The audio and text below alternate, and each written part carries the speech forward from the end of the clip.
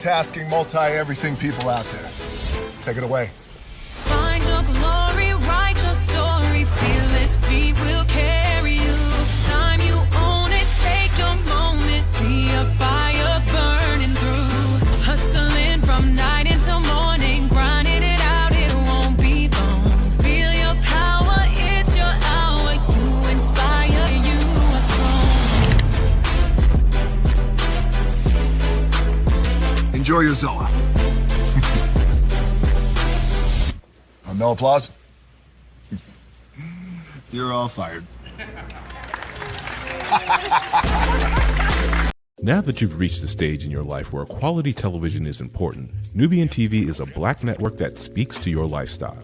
Nubian TV is the world's first digital network devoted to the upscale and political lifestyles of black people. Nubian TV's programming includes politics, travel, fashion, food, automotive, arts and culture, civil rights, music, and more. Watch now on Amazon Fire TV, Roku, or watch globally at nubiantv.net. Nubian TV, it's what you want to watch.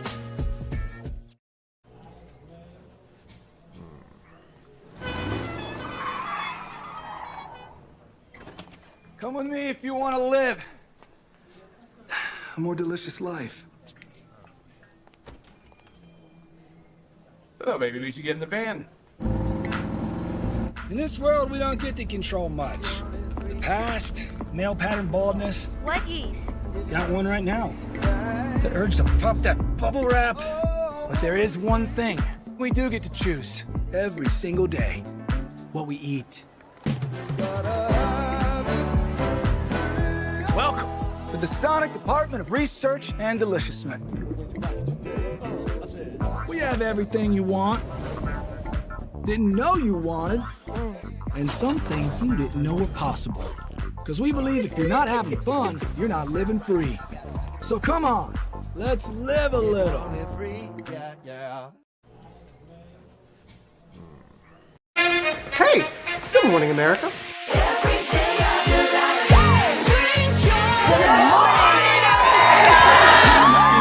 Good morning, America. Good morning, America. Good morning, America. Money! Are you ready? They are ready. Covering the biggest events in the country right now. There's a lot going on here this morning.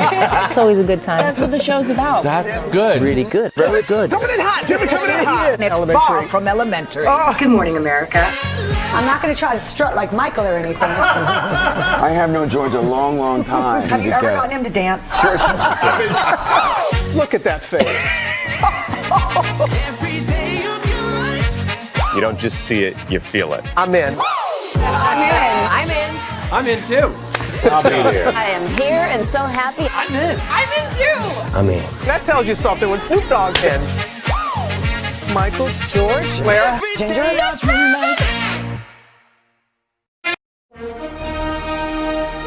Prepare for a journey beyond imagination, beyond belief, beyond anything you've experienced before. Universal Epic Universe, a new theme park where you'll step through extraordinary portals to 5 immersive worlds.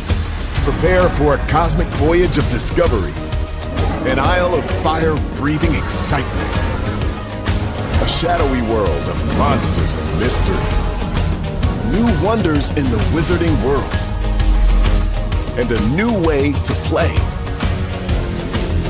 Plus the splendor of a magnificent resort hotel overlooking the park. It's all new excitement at Universal Orlando Resort. A week's worth of vacation thrills with 4 amazing theme parks, a variety of spectacular themed hotels, and incredible dining and entertainment. It's all at Universal Orlando Resort, where you'll find new adventures every day. Explore the astonishing worlds of Universal Epic Universe at Universal Orlando Resort.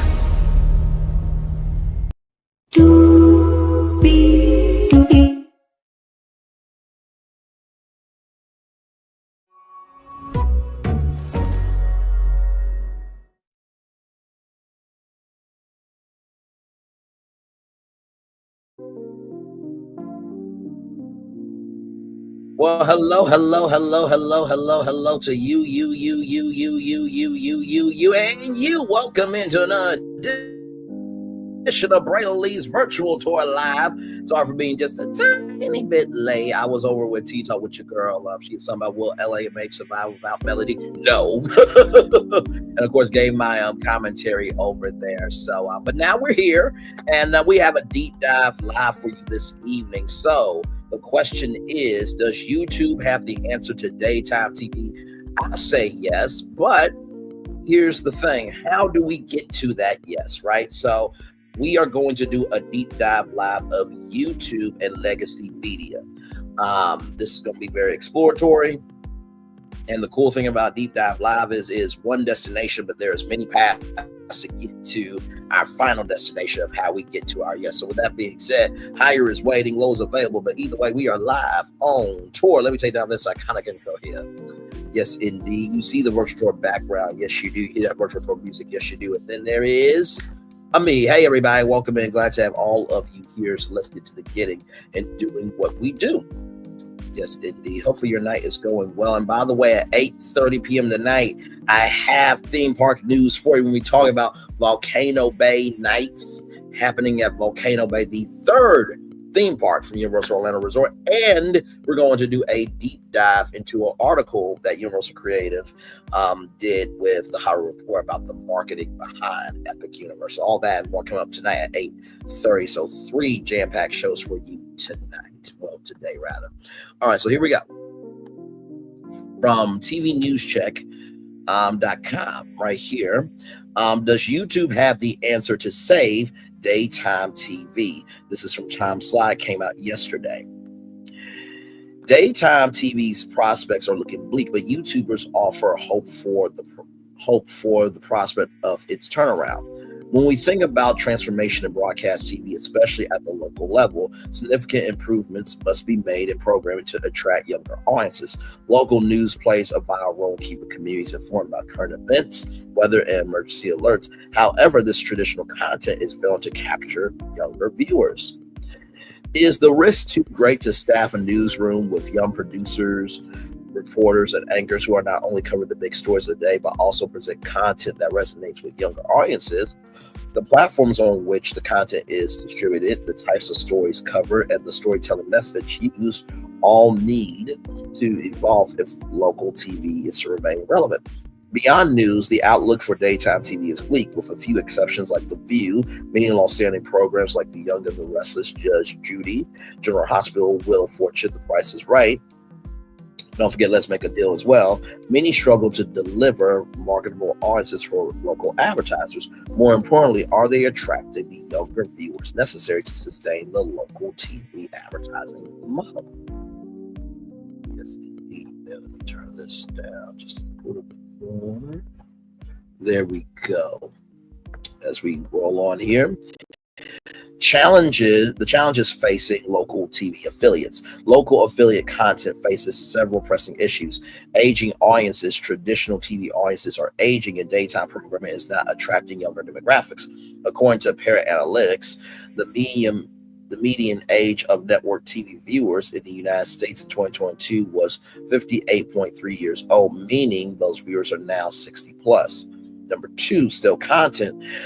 Many of the most successful shows have been on the air for a decade or more, offering little innovation. If it ain't broke, don't fix it. The best primetime content is moving to streaming. Networks are increasingly shifting their best program behind paywalls on their proprietary streaming services. Number 4, cord content continues to shrink linear TV audiences. The rise of streaming platforms is drawing viewers away from traditional linear TV. And number 5, declining revenue streams. Falling retransmission consent fees and declining ad revenues make it difficult for local stations to produce or acquire fresh content. Social media and YouTube, the future of TV content. Could social media provide the answer? According to eMarketer, in 2025, social media users in the U.S. will surpass linear TV viewers with 236.4 million. 236.4 million, 236.4 social media users versus 220 228.6 million, 228.6 million monthly linear TV viewers. So we want to just do some math here, some mathy math, just to see the difference between the two numbers. Looks like about a difference of 10 million, maybe. We'll see. So right here, it looks like 7,800,000, which right here, a difference between 7 million, right here, 7,800,000 viewers right there. Back to our article. Perhaps the best, right here, even more striking, YouTube is projected to have 245.9 million total monthly viewers in the United States, exceeding both. 245.9 million, 245.9 million. Perhaps the best strategy is to look to YouTube for inspiration. Could successful YouTube influencers and channels extend their content to linear TV, attracting younger audiences and advertisers? The power of YouTube compared to traditional TV. Consider the numbers. The top non-sports TV shows of the 2024-2025 season, Tracker and Watson on CBS, each average 11 million weekly viewers. In contrast, YouTube's biggest creators command staggering audiences. Mr. Beast's latest video received 87 million views in just 3 days, almost 70% of the record-breaking 127 million viewers for the 2025 Super Bowl, which, by the way, was the most watched Super Bowl ever. The Stokes Twins, another popular YouTube channel, average over 100 million views per video, with their content often surpassing 10 to 15 million views in a single day, twice the audience of an average episode of Let's Make a Deal, 5 times the viewership of The View, Drew Barrymore Show, or Live with Kelly and Mark. Beyond entertainment, other YouTube niches, pop culture, travel, fashion, home improvement, comedy, and cooking are thriving. Could these creators bring new, younger audiences to living room TVs? Perhaps podcasters could also serve as a new pipeline for TV content, as seen with the success of the Joe Rogan Experience and New Heights with the Kelsey Brothers, both which have massive video audiences. Why YouTube creators could solve local TV's problems. Number one, younger, more relevant content. These creators understand and engage with their own demographic, offering content that appeals to younger audiences. Number two, lower production costs. The cost to create, produce, and distribute YouTube content is significantly lower than what the networks spend on traditional TV programming. Built-in audience engagement. YouTube creators foster interactive communities. Viewers are engaged not only by the content, but also by comments and reactions, creating loyal fan bases. Number four, natural marketers.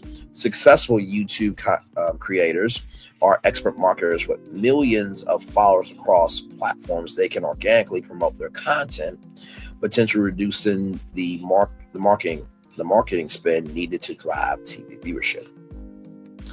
Rethinking the future of TV. It's obvious that I'm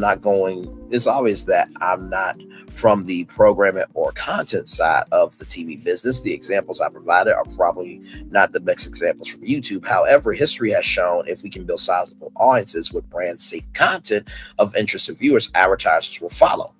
While you might not like YouTube because it's not what you grew up with, it is what younger audiences have grown up with and what will remain relevant to them. And what will be relevant to them rather in the future. We must think differently about content, audiences, and the economics of what airs on TV, especially in daytime. The average age of a TV viewer is 60 plus, whereas the average age of a YouTube viewer is mid-30s, according to Orbello.com. If we can't attract new audiences to broadcast TV, the new networks will become YouTube, Netflix, and Amazon, which is why I asked, is YouTube Studios coming? By the way, Tom Sly, I think you did a wonderful job on this article. And I fully agree with Tom Sly, because if we think about the Ooh Ladies panel with Bondi Blue, Jamie, that's me. I can't remember the other young lady. We think about the Gossip Girls. We think about Chit Chat with QT. We think about Tea Talk with Your Girl, the Silva, myself, Kim Pyre, AT Alien, Justin Diego. and many other content creators, right? So we are able to produce shows on a regular schmegular basis. Most weeks, I usually produce about 7 full-fledged shows, all live. All I have to do is have my laptop, have StreamYard, have the camera for the thumbnail, find my links, set up the time, get in studio, and then start stream. That's it. And I do think that one show that, kind of did that. Let me see if I can pull them up.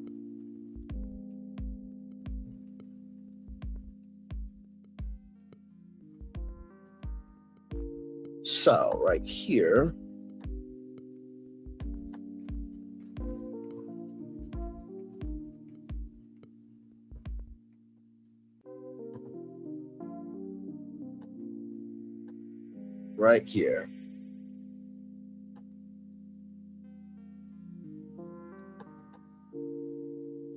what the hell? They usually have a wiki for them.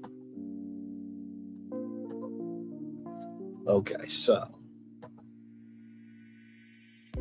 this was a show called Daily Blast Live. Now, the show was canceled, right? But they have come back on YouTube as Daytime After Dark. But here was the show right here from Adweek. Daily Blast Live launch date and hosts announced. Daily Blast Live. Tekna has named the host for its new show debuting this fall, Daily Blast Live. Daily Blast Live is a 30-minute daytime news and entertainment show that will air across various platforms in 36 Tekna markets and nationally on Facebook and YouTube. The show will feature well-known names in television, fitness, sports, and comedy. We are incredibly excited and fortunate to have such a variety of talented hosts comprise our robust on-air team for DBL, said Bob Sullivan, Tekna's Senior Vice President of Programming. The host will share expertise and opinions on daily news, trending topics, and buzzworthy topics on social. Here is the full list of the hosts. The show debuts September 11th with 7 live half-hour feeds across markets and live streams on the Facebook page. Erica Cobb, who is a seasoned correspondent at Football Fanatic, who has been heard on radio stations spanning the Chicago, Denver, and Sacramento areas. Cobb has also appeared as a football pregame correspondent for several television stations, including Denver's Tekna-owned NBC affiliate 9 News KUSA. Tracy Gold, the actress who started her on-screen career at the early age of 4 and later landed the role of Carol Sever in the popular 1980s sitcom Growing Pains. Al Jackson, the stand-up comedian, writer, and TV radio personality, is widely known for his Comedy Central Presents Al Jackson special and hosting role on BBC's Officially Amazing series. Sam Schreider, a broadcast journalist who previously appeared on CNN, was a co-host on HLN's Dr. Drew and contributed to the Huffington Post. She also has hosted and produced the popular internet show Pop Tricker since 2012. Jeff Schroeder, the reality TV veteran who has appeared on Big Brother, The Amazing Race, and Marriage Boot Camp. He conducts the post interviews online for Big Brother, the show where he met his wife. Ebony Still, comedian, serial entrepreneur, and former co-host of the Ricky Smiley Morning Show, who was highly recognized from Fox's This Nation. She has been named one of Radio Fact's top 30 women in media. Corey Schulman, a stand-up comic and UCB improviser who is the pop culture correspondent at Fox LA and the co-host on Sam in the Morning, airing on LA Talk Radio. She has been an on-air host for the For Reals channel. And Jim Wildstrom, a fitness expert, life coach, best-selling author, and cover model, who was the undefeated trainer on The Biggest Loser and currently serves on the advisory board for Shape Magazine. The show will be produced out of KUSA and air in 36 Tekna markets across the country. So this was basically trying to take YouTube and put it on TV. And it was very successful for many, many years. Of course, as you may or may not know, the show was canceled. They sold it off into the sunset. And here are some of the reviews here. Right here, I don't know if any of you cast members will see this message. If you don't, it's my fault for being a stupid procrastinator. But if you do, I want to say DBL is the best daytime variety talk show I've ever seen, maybe except for James Gordon Live. He wasn't daytime though. So I'm going to miss you every day. Jeff, you handsome, angry jerk. You're not my favorite, but you're probably the most relatable. I'm going to miss your wit and humor. I truly wish you the greatest success moving forward. Tony, you crack me up. I love that you're a freaking lawyer and everyone loves you, including me. You are funny and beautiful, and I could think to ask you about anything and you will listen and care and impress me with your answer. I wish you great success moving forward. Erica, you, yes, are my favorite host. I'm going to miss you and all your colleagues. You are a deep and old soul. Your compassionate heart warms me. Your sense of justice and respect for truth makes me envious. God bless you, and may you have good success moving forward. Al, I will miss you. You make me laugh hard, and I love you. I love that, and I love that you are a father. I bet you're a good dad. I hope I get the chance to see you do stand up the next time you're in Portland, Oregon. I wish you the best of what life has to offer moving forward. Sam, I'm going to miss your amazing show. You've done a great job holding it together, keeping it moving. I hope you have a wonderful future, whatever direction you choose, your husband, children, and very lucky to have you. Dang, I wish the show wasn't ending. Sad to see the show end, especially since I discovered it just a few months ago. Tony and Al were my favorites with their quick wits, eclectic, knowledgeable honesty. Samantha made a great moderator. Loved Erica's heartfelt commentary. Found Jeff to be often annoying when the topic was politics, and when asked what he thought of this or that politician, he usually answered with, I don't know that much about him or her, but was quick to criticize most Democrats. I did, however, appreciate the chemistry he and Al and his banter with Tor. They always made me laugh. Also enjoy and appreciate Dr. Pay Coley sent his heartfelt wishes to all in hopes that they all find new great jobs.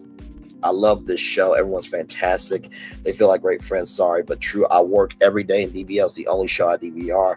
Sam is my favorite. Jeff, because I'm a gay man, and I never ever felt like he was homophobic or a 47ster. He's terrific. Erica is probably the best rapping hood girl on TV. This woman can spill the tea and make everyone understand. Al and Tony are wonderfully funny and beautifully fit in this group. Yes, and there's one more. Lindsey Granger is the best when it comes to communicating current events on all fronts, on top of the most adorable, beautiful mom. I'm all in with everyone at Daily Blast Live. So as you can tell, this show really meant a lot to people. And I think that, no problem. No, wait, are you still live? Wait a minute. Yeah, you still live. What the hell? Oh, you just went off. Okay, bye. I'm like, wait a minute, don't leave your live to come to mine. No. But thank you so much. You know, I come through for the people that deserve it. But no, I feel like YouTube definitely can be the answer for daytime TV. The problem is, are you going to allow content creators to be themselves? Now, of course, you know, I have the 11 a.m. edition of Braylon's Virtual Tour Live, thanks to Tea Talk with Your Girl, because she told me, Bray, you need to branch out to 6 p.m. because if you don't, you're going to get lost in the sauce.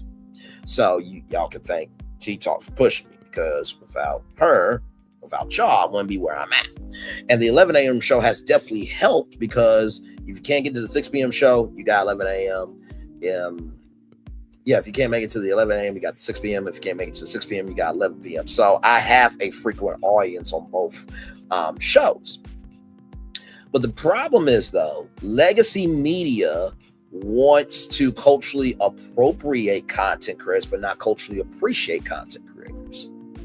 They want to culturally appropriate content creators, but not culturally appreciate content creators. They want to culturally appropriate content creators, but not culturally appreciate content creators. So let's just say T-Talk with Your Girl, myself, and content creator. Hey, guess what? We want the show. We want you. We won't just give you just enough, because we know that you need us more than we need you.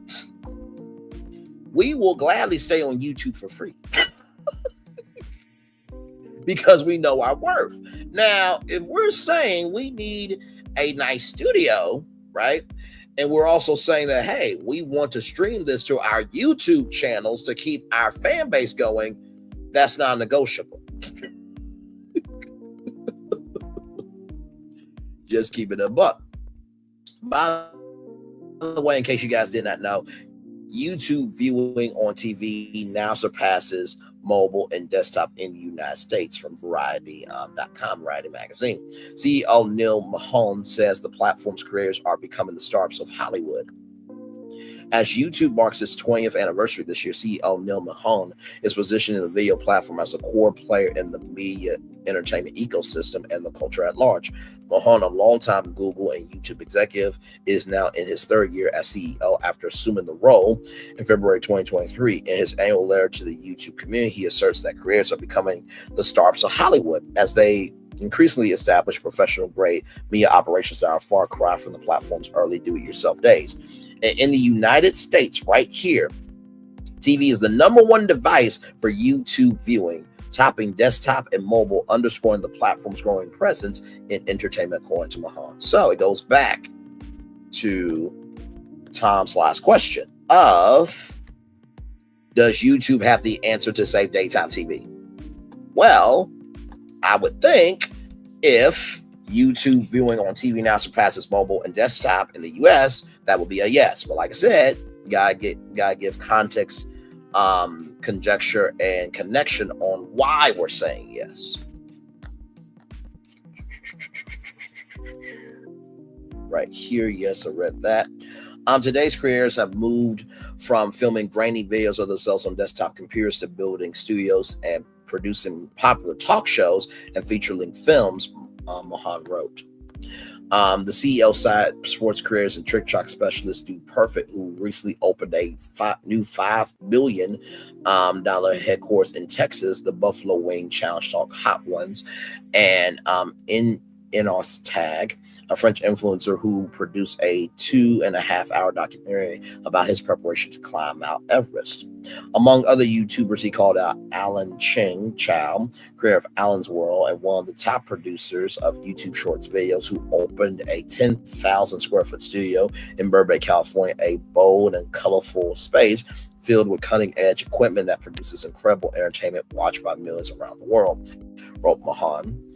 King Dion, who is building a studio in Birmingham, Alabama, and the creators behind YouTube channels Media Place and Kufran, who opened their studio in North Vancouver, Canada last fall. Not to mention Mr. Beast, which he's building out a brand new studio, and he just got done with Beast Games on Amazon Prime Video. In 2024, more than 50% of channels earning at least $10,000 on YouTube generated revenue from sources other than ads and YouTube Premium, according to Mahone. Those include shopping recommendations and channel memberships. YouTube recently opened communities and enhanced fan engagement tab that replaces comments to thousands more creators, and we will continue expanding access this year. The platform plans to launch Hype, a new feature that helps fans rally around up-and-coming creators to more markets in 2025. We talked about YouTube Hype here on Virtual Tour Live. Basically, YouTube Hype. Let me pull it up here real quick. YouTube Hype. YouTube Hype.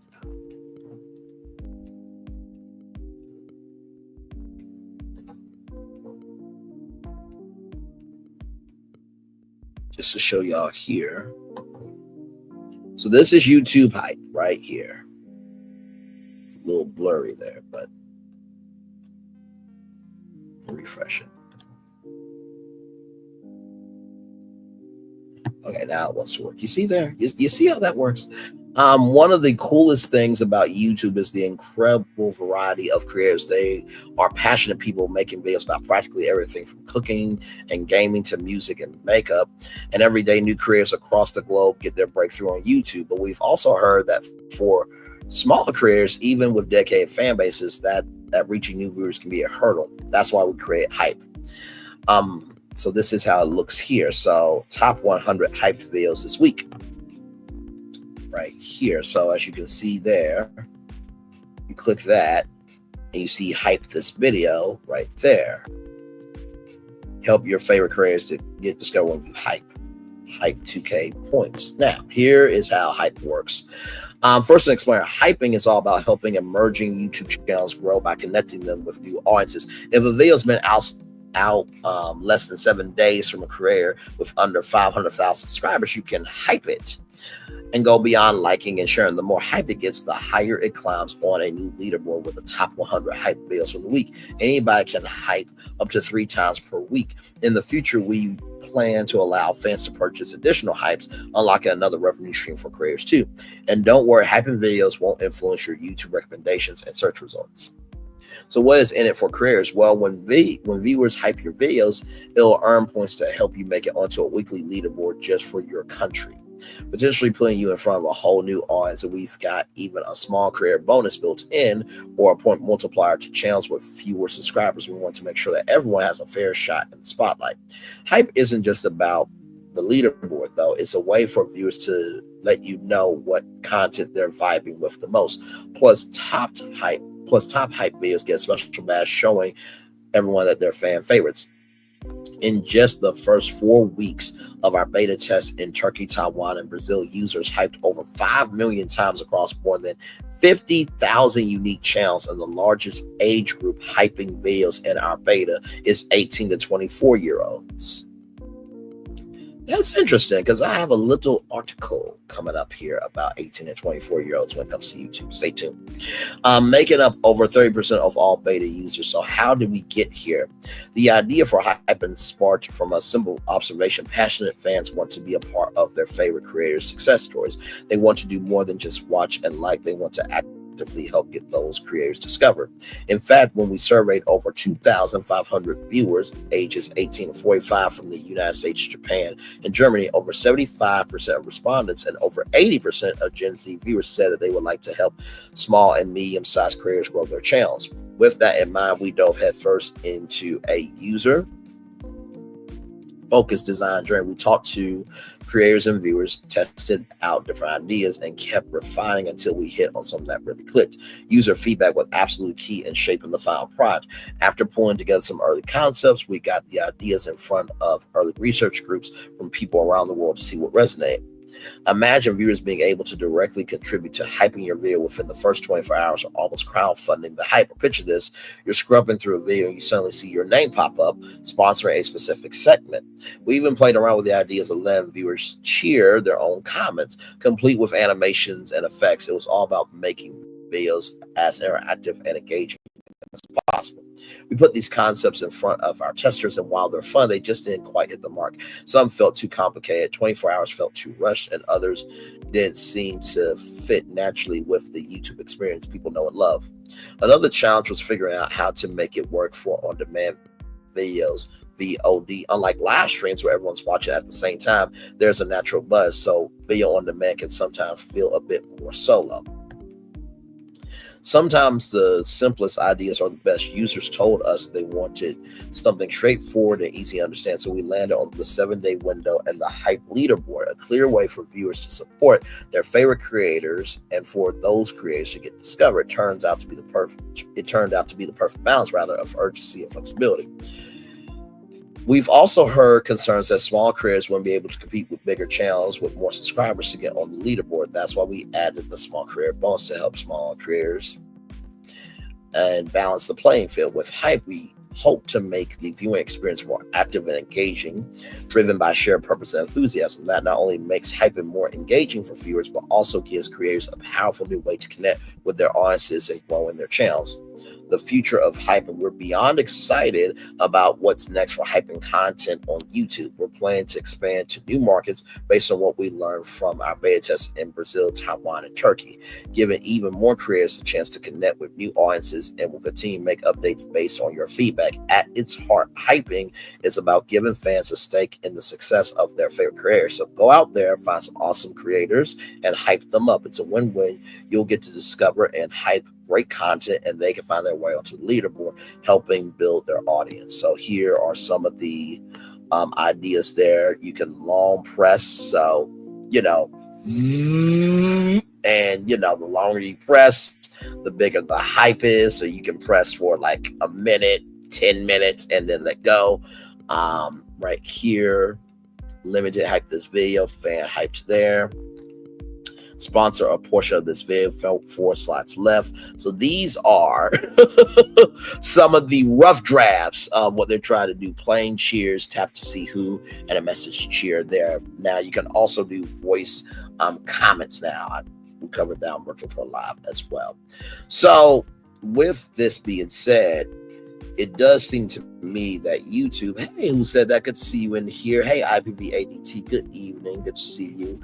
It seems like that, linear TV wants YouTube, and it seems like YouTube is trying to create the right circumstances to build out who can be next in mainstream media. Now, of course, there was a thing called YouTube Originals, where, for example, Joey Graceffa had a show called Escape the Night. It was like a Erder mystery reality competition. It was on for 3 seasons, I think, if I'm not mistaken. Back to our article here. Is still in the very early stages of what content creator stars will achieve, and we will be there to support them at every step of the journey, Mohan wrote. Oh yeah, right here. That's what I meant to say. That's why we got to that article of hype. Okay, read that. TV recently surpassed mobile and desktop computers as the primary device for YouTube viewing in the U.S. by watch time, according to Mohan. According to Nielsen measurements, YouTube has been #1 service in time spent viewing in the United States on TVs for the past 2 years. In December 2024, YouTube viewing on connected TVs in the United States increased to capture a record 11.1% share of TV usage among streaming platforms, ahead of Netflix, 8.5%, Prime Video, 4.0%, Hulu, 2.5%, and Disney Plus, 2.1%, according to Nielsen. YouTube's growth on connected TVs is also attracting new advertisers. We talked about Disco, right? Because you talk about free advertising video on demand platforms. So you got Pluto TV, which is Paramount. You have Exuma, which is Charter Communications and NBC Universal. You have Tubi, which is Fox. ABC doesn't have a free advertising video on demand platform, but there was a rumor that Roku could be up for sale, and so I did a live called Disco. Could Disney buy Roku? You can go on this channel after this live, though, and watch Disco. I promise you, it's a fascinating dive. And then the CW, they got the CW app, so they already have free advertising on demand. Now, I will say, Disney, you were stupid for getting rid of the ABC app, because if you were smart to this question, does YouTube have the answer to save daytime TV? YouTube could have helped the ABC app have new content for content creators. But y'all weren't smart. I gotta point it out. I'm not saying you're stupid. You made a stupid ass decision, though. Back to our article here. YouTube's growth on connected TV. Oh yeah, YouTube's connected growth on TVs is also attracting new advertisers. Mohan said the platform continues to introduce formats that work particularly well on the big screen, like QR codes and pause ads. He wrote, as more creators produce content for TV screens, the CEO said, we're bringing the best of YouTube to TVs, including a second screen experience that lets you use your phone to interact with the video you're watching on your TV, for example, to leave a comment or make a purchase. YouTube is also testing a new feature called Watch With, which lets creators, I always feel content creators now in every sentence that says creators, but anyway, which lets creators provide live commentary and real-time reactions to games and events.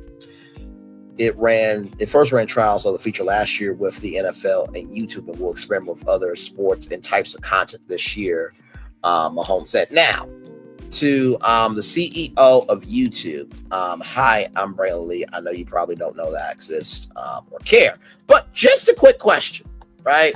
Since you're the CEO of YouTube, here's a quick question. So if content creators going to be able to give real-time analysis and stuff like that, quick question. I was I wasn't able to monetize on my Super Bowl chill party. So are you working it out with the NFL and the Grammys and the Oscars and the Tonys and NBC and all these other big time events? All the companies that host these big time events, so that way we can get rights to stream it on our channel, because there is literally no point at all, right, to be able. Okay. There's literally no point at all to have us react to content in real time for YouTube if we're going to get demonetized. there's no point. So I hope that Watch With will allow us to be able to do what we do without getting demonetized. Or we could share the revenue. Okay.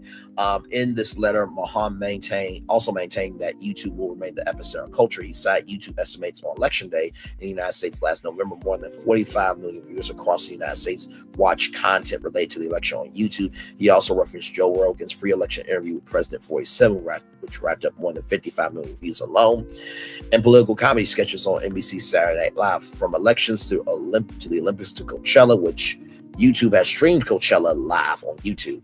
Yes, they have.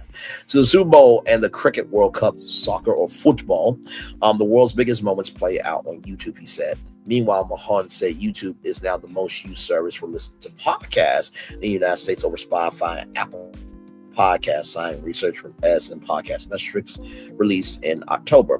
We've long invested in the podcast experience, and creators have found that the video makes this format even more compelling. He wrote, this year we'll roll out more tools to support podcasters, improve monetization for creators, and make it even easier to discover podcasts. Mahan closed out the letter by discussing artificial intelligence, saying that advances in artificial intelligence will make it easier to create and enhance the YouTube experience. Artificial intelligence has long been part of our journey, from powering recommendations to producing captions to help us identify and remove harmful content. Last year, YouTube launched a artificial intelligence powered auto dubbing feature to help creators translate their videos into multiple languages. Later this month, Mahan said YouTubers will make auto dubbing available for all creators in the YouTube Partner Program. For videos with dubbed audio, more than 40% of the total watch time comes from viewers choosing to listen in a dubbed language, according to YouTube. I can only imagine me in Spanish and everything else. Oh, my Lord. Another artificial intelligence initiative Mahan cited was YouTube's partnership with creative arts agency to let talent identify and take down artificial intelligence generated fakes of themselves that have been uploaded to the video platform. We will continue to responsibly harness the power of artificial intelligence to enhance the YouTube experience for everyone, Mahan wrote. So, from what the CEO of YouTube is saying, is that he wants to keep investing in YouTube and television, right? He wants to make YouTube for television the biggest experience that it can be. Relating back to the question at hand from Tom Sly from TV News Check, does YouTube have the answer to save daytime TV? I think it also, too, could save late night TV as well. Yes, indeed. And just to show this,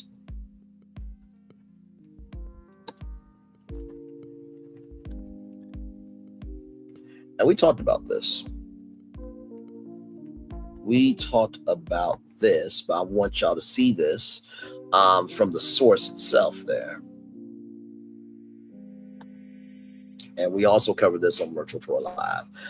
Right here, from the Delta News Hub, Delta unveils onboard YouTube partnership, cloud-based seatback experience, personalized features, and more.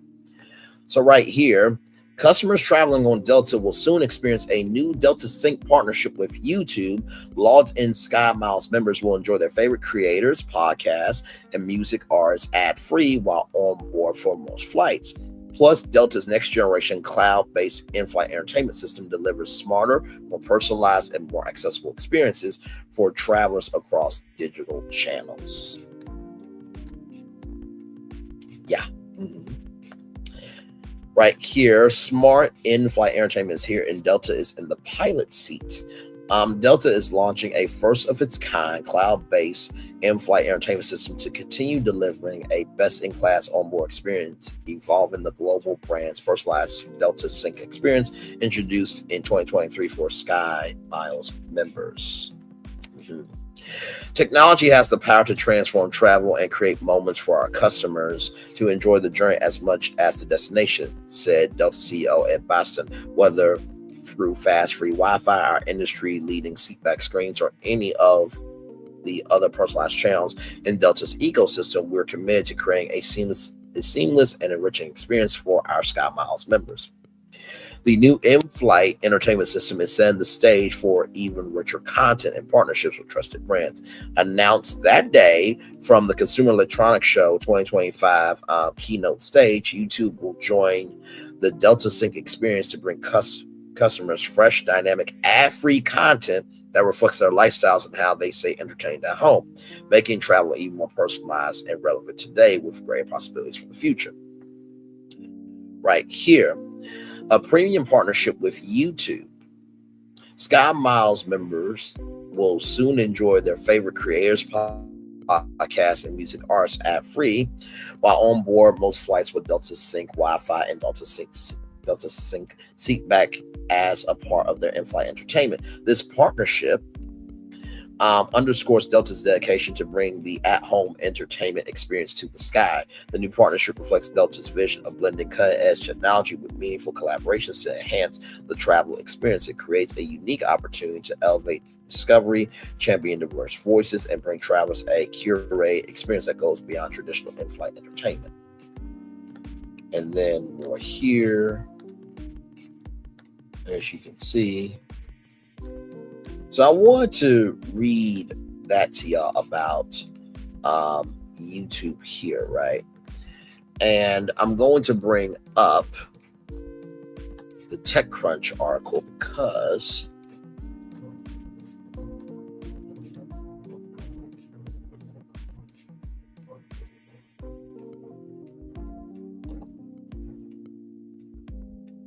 this was very interesting.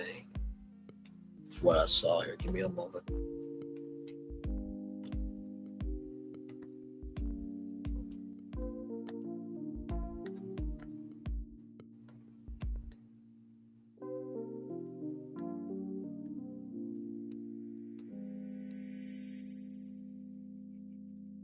Go back.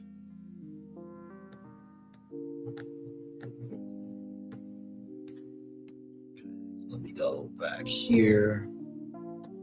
YouTube. Let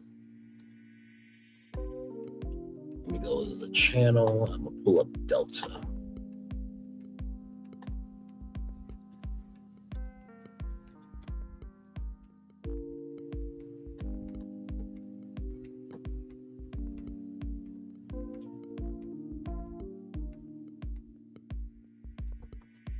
I think, yep, that's the one.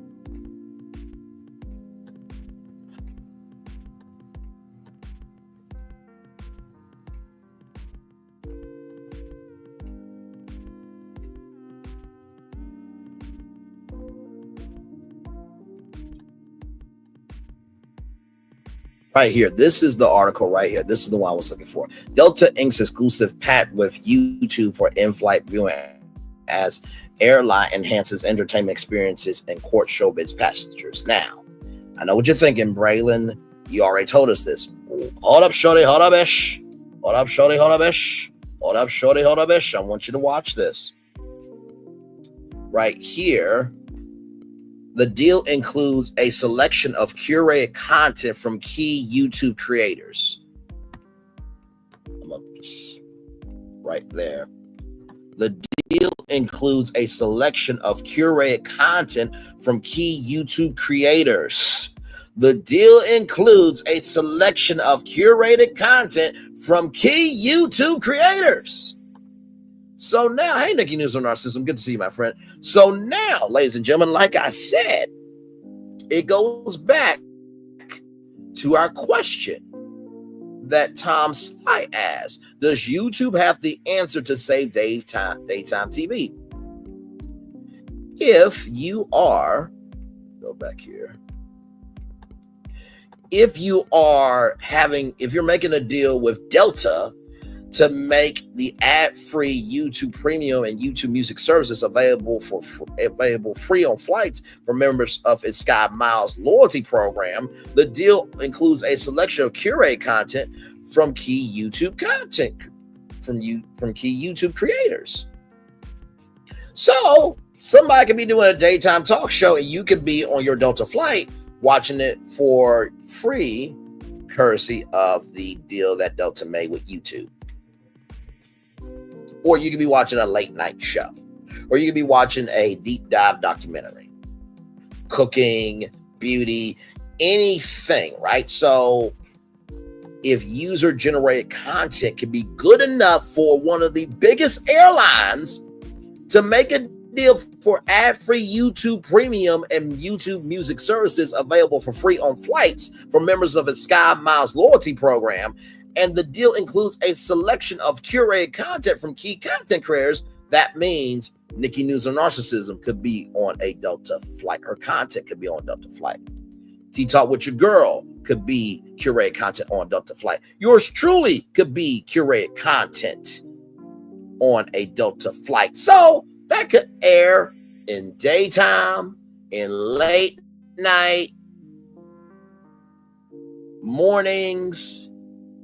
You see where I'm going here? The diversification and the accessibility of content is going to be key for the future of content and media and entertainment. Once again, goes back to our question.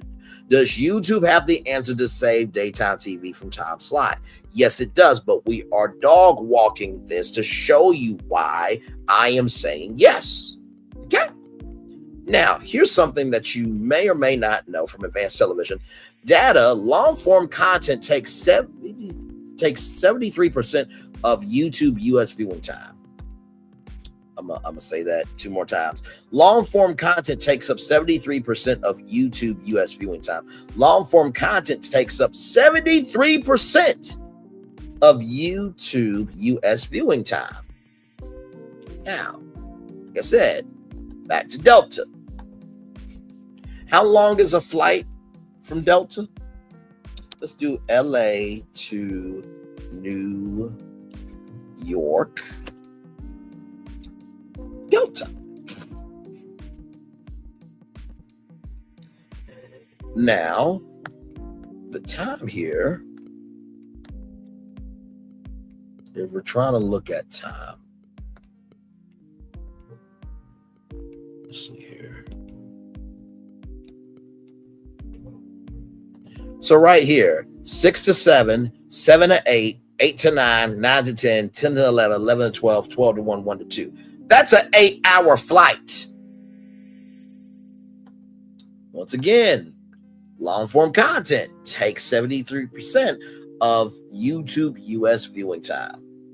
How many days do you normally go on a cruise? Average is usually 7 days. Most people take 7 days for cruises, maybe 4 or 5 days. Like I said, long-form content takes 73% of YouTube US viewing time. When it comes to you being on a road trip, right? If you're trying to, if you're trying to waste time, you're going to go to long-form content. Audible has audiobooks, long-form content. Do you see where I'm going here? All right, let's roll. Right here, consumption of long-form content on YouTube is rising rapidly in the United States, accounting for 73% of all viewing time on the platform by the end of October 2024, according to research by Digital Eye, a provider of cross-platform streaming data or data analysis. Findings show that the average viewing time spent by U.S. YouTube users on videos of 30 minutes or more in length rose from 65% in October 2023 to 73% in October 2024, highlighting how users are spending more time of their how users are spending more of their viewing time on longer content. The trend is more pronounced among young adults 18 to 24 years old. Now, let's go back. Let's go back to that article for YouTube hype. YouTube. Right here. If we go back to YouTube hype here, told y'all everything I do has a purpose. Right here, In just the first 4 weeks of our beta test in Turkey, Taiwan, and Brazil, users hyped over 5 million times across more than 50,000 unique channels. And the largest age group hyping videos in our beta is 18 to 24-year-olds, making up over 30% of all beta users.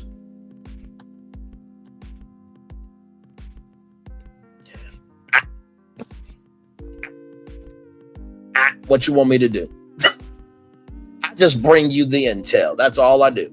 Right here, digital eye. Oh, right here, right there.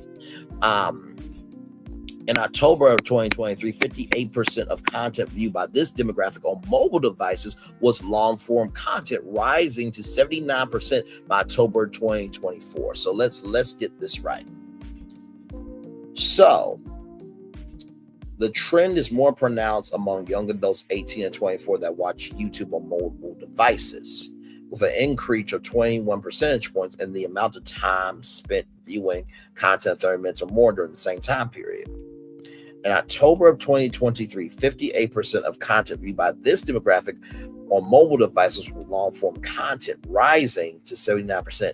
So from 58% in October 2023 to 79%. That's not a 58 to 60%. That's almost most users on YouTube that are watching long form content, which goes back to the article here of Delta making a deal with YouTube to make the ad-free YouTube Premium and YouTube Music services available free on flights for members of the Sky Miles loyalty program. The deal includes a selection of curated content from key YouTube content creators. Yeah. Digital Eye research also indicated that 18 to 24-year-old YouTube users in the U.S. spent an average of 2.7 hours per day on the platform between July and October 2024, watching an average of 25 videos per day. This demographic spent the highest average time on the platform last year, with digital eye data also showing a decrease in YouTube viewing time corresponding to increasing age of users. So average daily hours viewed versus average daily videos viewed. So 18 to 24, 2.7 average daily hours viewed compared to average daily videos viewed, right? So as you can see here, 55 to 64, 12.6. Okay, average daily videos viewed. 17.2%, 45 to 54, 17.2%. 18.3%, 35 to 44.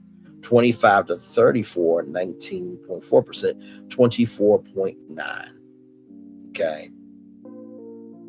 So I said percentages, but basically the grown people watch on average, if anything 5 or higher, you round up. Anything 5 or lower, you leave the same. So on an average, people's 55 to 64 watch 13 videos on average, okay, daily. 45 to 54, an average of 17 daily videos viewed in that demographic. 35 to 44, an average of 18 videos viewed daily. In the 25 to 34 demographic, 19 videos viewed. In the 18 to 24 demographic, 25 average daily videos are viewed compared to the average daily hours viewed. What that goes to show me is that at the beginning, middle, end of the day, watch hours is a part of YouTube, but it's not everything. It is the diversification and the accessibility that determines who rises and who falls on YouTube. New YouTube insight. These insights into YouTube audience trends comes as Digital Eye announces that it can now provide comprehensive viewing data for the platform. Digital Eye is launching a new product with the capability to offer data on viewing and search history from YouTube users across more than 20 territories in Europe, North America, Latin America, and Asia Pacific. We are thrilled to add YouTube to Digital Eye's data offering as we enter into 2025. Ash Stedman, Chief Revenue Officer of Digital Eye, going forward, will be able to share a range of actionable insights into how streaming households engage with YouTube alongside other streaming video on demand services. By combining our new offering with our existing SODA tool, we can offer cross-platform comparisons. This allows us to explore how YouTube competes for viewership with these other services, what opportunities there may be to reach and engage new audiences. This new product is going to be a real game changer. Going back to our question, does YouTube have the answer to save daytime TV? Absolutely it does. But let's keep going, shall we? Because we covered this on Virtual Tour Live as well. Yes, we did. Disney executives consider adding user-generated content to Disney+.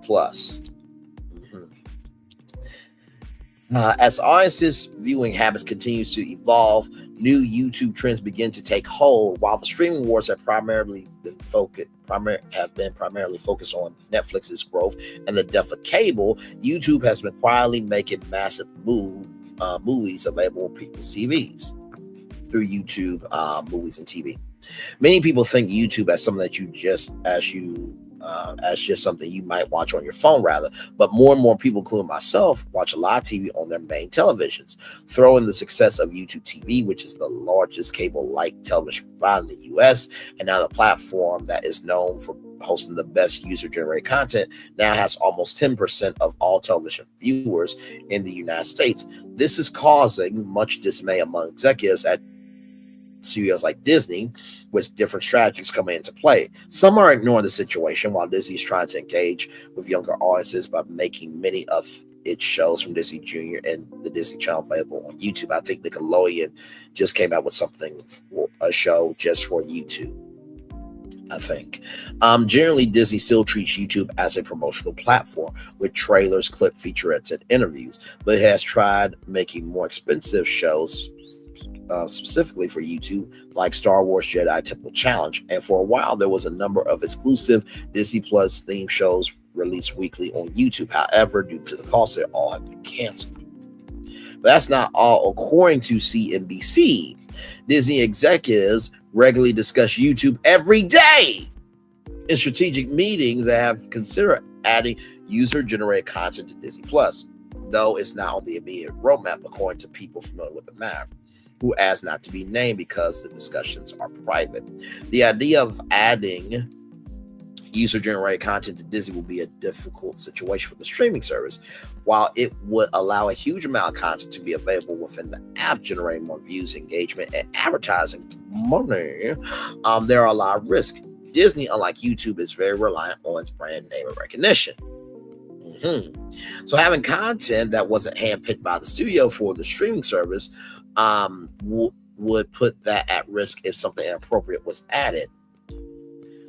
This is why you don't get rid of Hulu. Hulu is your adult platform. If you remember Touchstone Pictures, that was the adult studio because Disney could not create adult films, so they needed a studio to create the adult films. Okay. And not to mention, too, just bring Touchstone Pictures back as a production company for Hulu and for Disney, and there is your production company for all the adult content. My Lord Jesus, y'all forget your own history, but yet you made it to 100 damn years. Disney recently added the Hulu hub to Disney Plus and requires mature content to be rated, which would fit with the parental control system. Allowing anyone to upload to Disney Plus would likely be a nightmare to control, as people could upload movies and shows from other studios or add inappropriate content. Some other considerations must be taken into account, as user-generated content would drastically outweigh the high-quality content available on the platform. But there are some advantages to opening Disney Plus to user-generated content, as Disney could still cherry-pick the best of anything submitted, giving a more curated lineup of content. Mr. Beast could be a perfect example of user-generated content of enough high quality to entertain audiences on Disney Plus. Currently, there's a number of high-quality shows aimed at children, which originally debuted on YouTube, including Bippy, Kids Diana Show, and Morphe, and Bluey, of course, as well, before larger companies picked them up and started distributing them on other platforms. Many of these shows are regularly trending on Disney Plus in the United States, highlighting why Disney might be interested in exploring its future. Disney's ESPN has also had success in bringing the Pat McAfee show from YouTube onto its sports network, highlighting that it can be done, though that's also has some bad publicity on occasions. Amazon Prime Video offers a program that allows users to submit videos from the platform, though it does curate what's available to maintain high standards. Apparently, Disney executives are very aware of YouTube's rising dominance, especially for younger people. Back to our article that says long-form content takes 73% of YouTube US viewing time, and that among young adults 18 and 24 years old that watch YouTube on mobile devices, with an increase of 21 percentage points in the amount of time spent viewing content of 30 minutes or more during the same period. In October 2023, 58% of content viewed by this demographic on mobile devices with long-form content, rising to 79% by October 2024. And right here, findings show the average viewing time spent by U.S. YouTube users on videos of 30 minutes or more in length rose from 65% in October 2023 to 73% in October 2024, highlighting how users are spending more of their viewing time on longer content. Back to our article. There's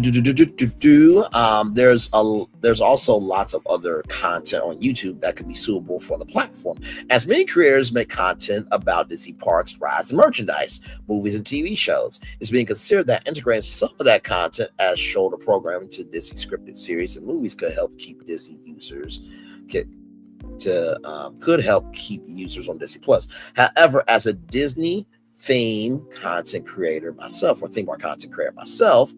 one thing I'm very much aware of is how Disney is not going to want videos of vloggers at Walt Disney World bashing the wait times for the newest ride, or having TV reviewers talk about how bad their Disney Plus series is.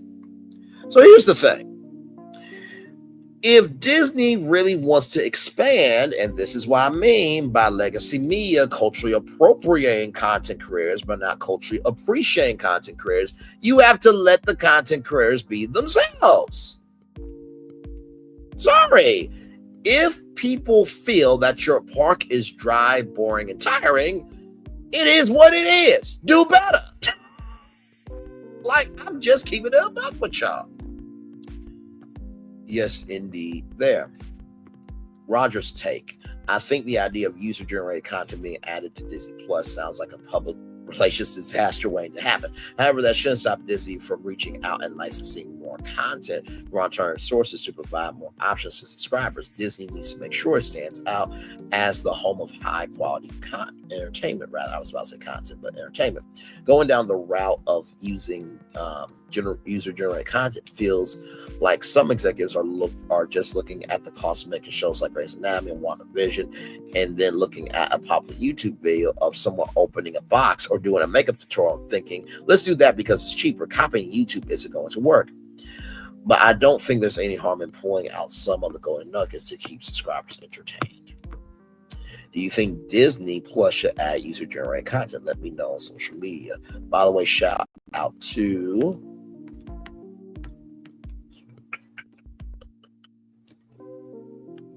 where is it? They usually have the author.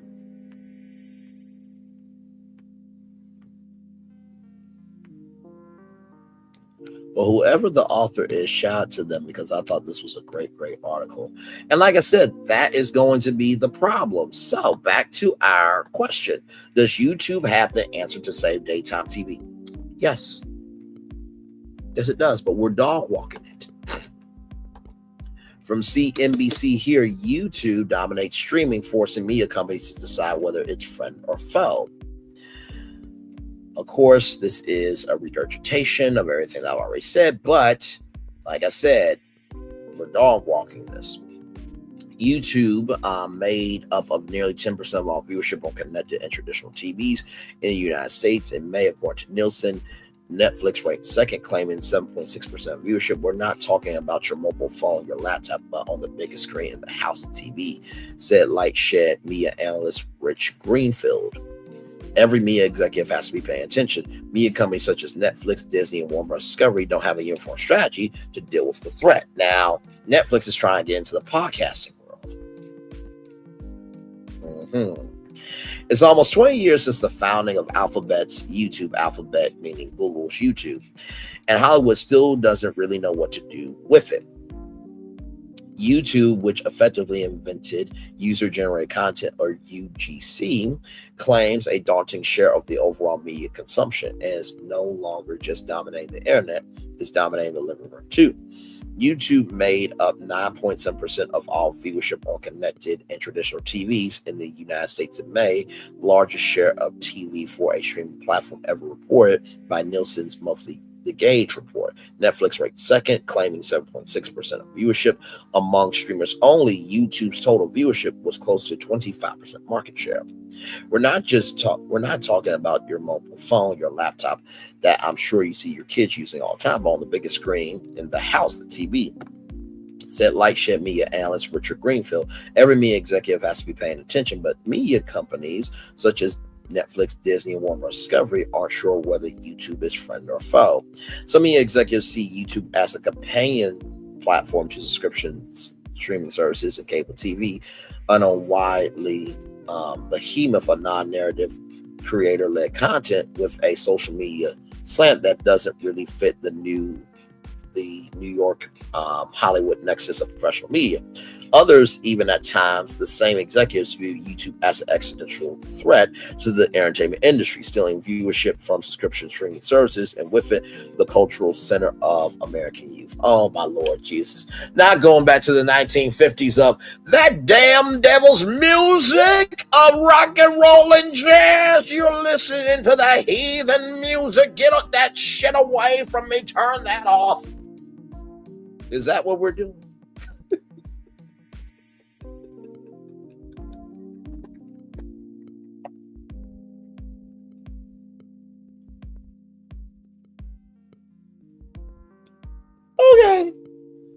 Okay. Now, honestly, black people don't talk like that. So listen. All I know.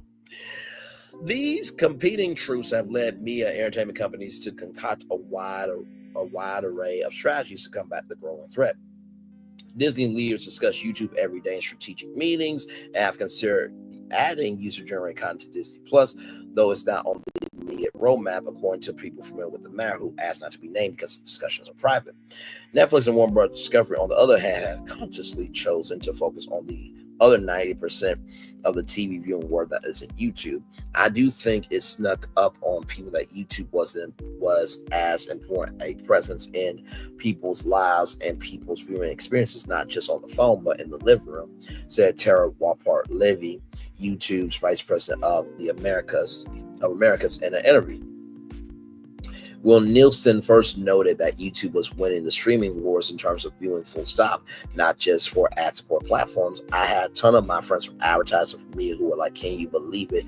It exceeded even our expectations, she said. YouTube's growing dominance. Earlier this year, Chief Executive Officer Neil Mahon announced users watch more than 1 billion hours of YouTube content on TV screens each day. More than 150 million Americans watch YouTube on connected TVs each month, according to the company. Ad dollars have followed. In 2023, YouTube took in this was in 2023. $31.5 billion in advertising revenue. Okay.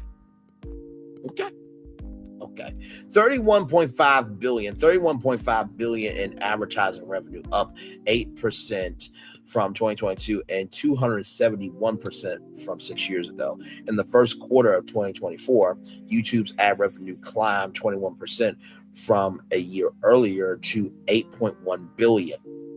YouTube, founded in 2005, sold to Google for 1.65 billion a year later. It has since ballooned. Shout out to Andy Cohen. Champagne clink balloon in size as advertisers flock to the platform. Monaf Naverson, media analyst Michael Nathanson estimated in March that YouTube would be worth a whopping $400 billion as a standalone company, more than Disney and Comcast combined. I'm going to say that number two more times. 400 billion. 400 billion. That is like bringing every 18-wheeler known to man and just dropping off all the cash on your front lawn. This is all yours. Enjoy.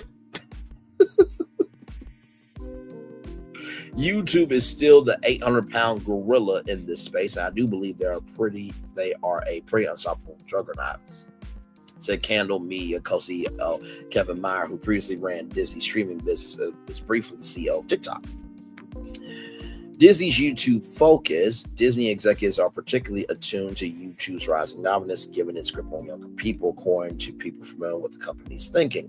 Disney has a legion of superfans who flock to YouTube and other social media sites to promote and critique its parks, rides, and merchandise, movies, and TV shows. Integrating some of that content as shoulder programming to Disney scripted series and movies could help keep users on Disney+.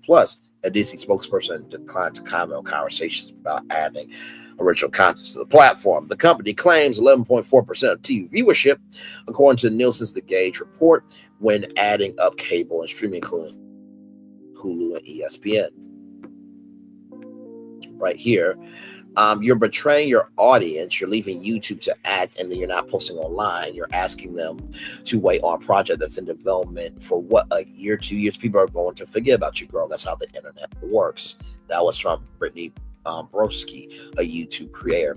I think what we're seeing from all these traditional media companies is that they don't have enough content. It's too expensive to produce the types of premium content at scale that they need. So maybe the user-generated content economy is a place to look, not to create their competitor, but as a lower cost way to add content to their services. Lightshed Greenfield. Disney is also considering putting more full episodes of Disney Plus and Hulu series geared to older kids and adults directly on YouTube to entice an audience that isn't currently subscribed to its streaming platforms, said a person familiar with the matter. This is a strategy Disney has done with kids content for years, helping amplify hit anime series such as Bluey, Spidey, His Amazing Friends, and the Mickey Mouse Clubhouse. At the end of the day, Disney is a storytelling machine, said Meyer. We use short-form video on YouTube as a promotional device for our content, but I don't think that we at Disney, nor have any other traditional media companies, leaned into YouTube as an original storytelling device the way they probably should have. According to internal research, Disney executives conclude that younger Americans use YouTube as an online encyclopedia, said one of the people familiar with the company's discussions. That led the company to focus on the benefits of the platform's discovery functionality while also programming against it, the person said. Disney has made bespoke YouTube content for its new preschool series, Disney Junior's Ariel, which premiered or debuted on June 27th to introduce the mermaid character to kids. It has also developed a series of Winnie the Pooh shorts so that it can research how the animated bear His Friends resonates with today's youth. The company is now considering making a full-length animated series on Winnie the Pooh based on the short-form video data, the person said. Netflix's muted response. Netflix is taken on YouTube from a different angle. It doesn't view the platform as the same singular threat to viewership that some of its peers do. Netflix famously considers everything that could occupy users' time, even sleep, as a long competitor. Really? Y'all think sleep is a competitor? We need sleep to live. What the hell is wrong with you? For the time being, Netflix executives consider YouTube as catering to a different consumer need. We have built a hard-to-replicate combination of a strong slate, superior recommendations, broad reach, and intense fandom, which drives healthy engagement to Netflix. Improvement in these key areas is the best way to delight our members and continue to grow our business, Netflix said in its most recent quarterly shareholder letter. Netflix has even found some instances in duplicating content on YouTube in specific instances. Coco Melon, the animated toddler gear short form video series owned by Candle Media's Moonbug Entertainment, has become massively popular on both YouTube and Netflix.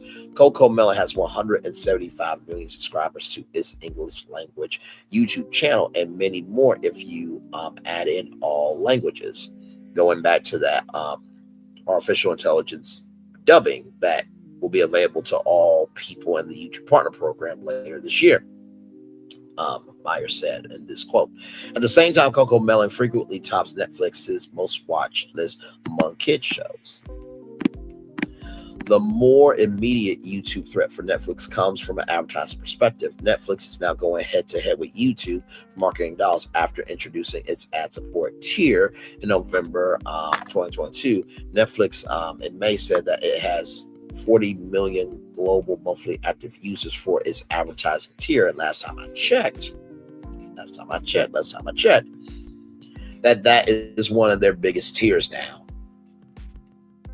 instead of ad-free, because people will bite the bullet for ads if the content is good. That's a far cry from more than YouTube's. That's a far cry from YouTube's more than 2 billion monthly active users. Netflix is even contemplating launching free versions of its service in certain international markets to core advertisers, but though there's nothing concrete planned, Bloomberg report earlier this week, Netflix declined to comment from the story.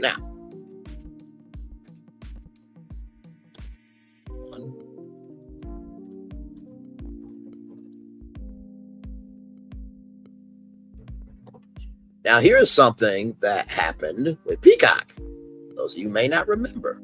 Right here, Peacock launched nationally with free and premium tiers.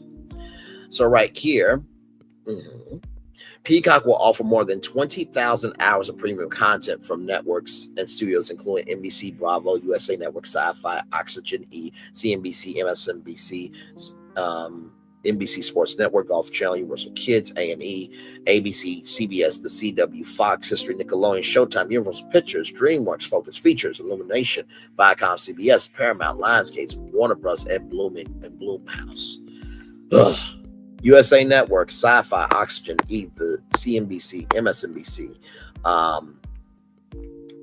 NBC Sports Network, Golf Channel are all spun off. Only Bravo is staying with NBC Universal, just to keep you up to date. In addition, the service will feature Peacock original movies and shows and more than 30 curated channels, current season series and specials from NBC and Telemundo, live news and sports, as well as daily trending highlights from Today, NBC Nightly News, Meet the Press, Notas, Telemundo, MSNBC, CNBC, NBC Sports, E! News, and Access Hollywood.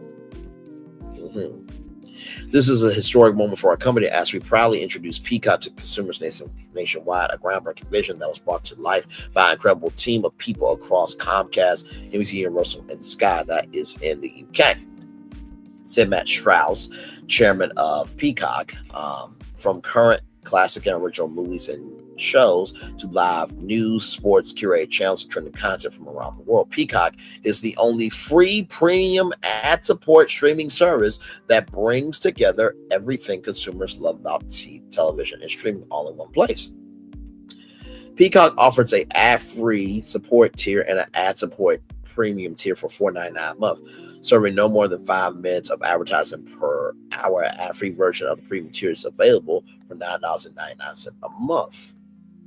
Right here, both free and premium tiers will feature current season hits from NBC, timely news, sports, and pop culture highlights, and dozens of genre channels, including live news from NBC News Now and Sky News, exclusive curated channels featuring the best moments of your favorite shows like The Office, Office Shorts, Saturday Night Live, SNL Vault, The Tonight Show starring Jimmy Fallon, Fallon Tonight, Late Night with Seth Meyers Now, and exclusive genre channels like CNBC Making It, Today All Day, CNBC Ka-Ching, American Greed, 80s Mixtape, True Crime, Kiss Me Deadly, Peacock Reality, Out of This World, Caso Cero, and I Love Jenny, among others.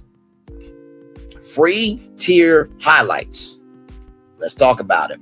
The only new streamer to offer a free premium tier of service, Peacock will deliver more than 13,000 hours of content completely free, including a vast library of popular movies like The Bourne Identity, The Bourne Supremacy, The Bourne Ultimatum, Jurassic Park 3, Tully, Phantom Thread, The Interpreter, American Psycho, The Matrix Reloaded, The Matrix Revolutions, The Blair Witch Project, The Mummy, Joe, Fletch Lives, The Chronicles of Riddick, Dark Fury, Fear Cycle, Do the Right Thing, right here pictured, Howard the Duck, Billy Elliot, The Birds, Willie, Fear and Loathing in Las Vegas, The Last House on the Left, I Am Ali, In the Name of the Father, Lone Ranger, The Hitcher, Law Abiding Citizen, The Sting, What Dreams May Come, Fried Green Tomatoes, One True Thing, Gossip Park, Dracula, and Dragonet. Now, here is this. The free tier will offer new episodes of NBC current season series 1 week after they air. This includes hits This Is Us, The Blacklist, sample episodes of Peacock Originals. So you didn't get all the originals, but you got sample episodes. And hundreds of iconic shows, including comedies like 30 Rock, Parks and Recreation, Saturday Night Live, Saved by the Bell, Punky Brewster, The Johnny Carson Show, The Carol Burnett Show, Real Husbands of Hollywood, and Everybody Hates Chris. Dramas like Friday Night Lights, Downton Abbey, Parenthood, Monk, Heroes, Psych, The Game, Suits, Sacred Lives, Royal Pains, Battlestar Galactica, Columbo, Hunter, The Rockford Files, Dateline, 21 Jump Street, Highlander, Leave It to Beaver, Monsters, and The Murder, She Wrote. Reality series like Below Deck, Southern Charm, Chrissy Knows Best, Botch, Flipping Out, $1 Million Listing New York, Pawn Star, Storage Wars, Real Housewives of Dallas, Jane Lil's Garage Shots, Sunset, Undercover Boss, competition series like Top Chef Masters, Hell's Kitchen, Hollywood Game Night, and American Ninja Warrior Jr. Kids series, including Kong the Animated Series, Pac-Man and the Ghostly Adventures, Freeview, American Tales, and Woody Woodpecker and the Spanish Language Tales, Betty and Why I Love Jenny, Reina de Corazones, The Rivieras, Preso No. 1, Caso de Cora, El Baron, El Charma, Larimania, Paramore, Mia Familia Perfectica, Q as Queen, Victoria, and Donde Estela. Oh, Jesus. Live sports in the free tier include 4 exclusive Premier League matches on July 15th of that year, coverage of the U.S. Open Championship and Women's Open Championships, an NFL wildcard playoff game, and select events from the upcoming Tokyo and Beijing Olympics. In addition, sports fans will enjoy on-demand replays of events like Triple Crown horse races, daily highlights from NBC Sports, and hundreds of hours of sports series, documentaries, and films such as Tiger Woods, Chasing History, 1968, I Am Ali, Dream Team, Being Evil, Here to You, Willie, and Peacock Originals, Lost Speedways, and In Deeper, Brian Lochte. Yeah.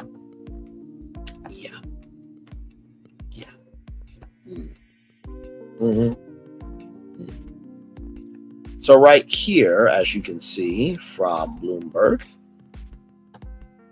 Netflix advertising challenge isn't big enough. While Netflix is the biggest streaming service in Hollywood, it's barely in the top 10 for advertisers. So here it is here. Netflix advertising challenge isn't big enough. Netflix has discussed creating free versions of its streaming service in some markets, namely in Europe and Asia, as the company looks for more ways to increase its audience, according to people familiar with the plans. Netflix experimented with a free plan in Kenya, but discontinued it last year. Top executives at the company have discussed whether to create a free version of the service in far larger markets, especially those are popular free TV networks where it sells ads. Think Germany or Japan. The company has no plans to offer a free service where it already reaches a majority of its potential customer base, said the people who declined to be identified because the plans aren't nascent. There are no current plans to do this anywhere, but these are just talks for now. But a free service will help the company reach more people who either can't afford the service or don't have a good way to pay for it. It will also address one of the biggest present challenges for the company: create more advertising inventory. When it comes to video streaming, Netflix is the biggest player around besides YouTube. But when it comes to advertising, it's still a mini wow. So as you can see, Netflix right here. And so this is in terms of money here. So Roku, Amazon, Univision, $5 billion for Fox right here. NBC, Universal, Warner Bros. Discovery right on par with each other. Paramount, Disney getting close there, and then $15 billion. They have been slow to scale. One prominent advertising executive previously told me Netflix is at best 9th or 10th biggest player in video advertising. Has been trying to charge as much as twice as competition is not the most attractive place. The executive said there is not a clamoring for them. Everyone in advertising gives Netflix credit for moving quickly. When the company's growth stalled in late 2021, Chief Financial Officer Spencer Newman advocated for it, persuading reluctant co-founder Reed Hastings to introduce a cheaper subscription option that included ads. Within less than a year, Netflix had built an advertising business with help from Microsoft Corp as a sales and technology partner. The deal was structured so that Microsoft guaranteed Netflix a certain level of advertising sales. In exchange, Microsoft secured a big name client for its nascent video advertising business. The cheaper advertising support tier created a on-ramp for more prices of customers like those who have been sharing their accounts. In that sense, the ad tier has been a huge success. So, imagine, if you will, that, maybe if Netflix, did a free service for the United States and it was just for, their catalog of old content, just like Pluto TV does, and for content creators. Once again, going back to our question, does YouTube have the answer to save daytime TV? Now, of course, here, right here, YouTube to phase out most originals, double down on user-generated content. Like I told y'all, right here, YouTube returned to its roots. And by the way, this comes to us from Deadline. YouTube returned to its roots as a platform for user-generated content is complete. Following the news that YouTube Global Head of Original Content, Suzanne Daniels, has resigned after more than 6 years, YouTube's Chief Business Officer Robert Clennell just announced the streamers retreat from original programming to focus on creator-driven initiatives such as the Creator Shorts Fund, Black Voices Fund, and Live Shopping programming. I'm guessing the Black Voices Fund will be dormant for the next 4 years until we can get a president that can reverse everything that 47 did and make everything law. Then I guess the Black Voices Fund will come back. Daniels, an accomplished veteran TV executive, joined YouTube Originals in 2015 when the video sharing giant signaled its entry into the premium streaming video on demand space with high-ended original scripted programming.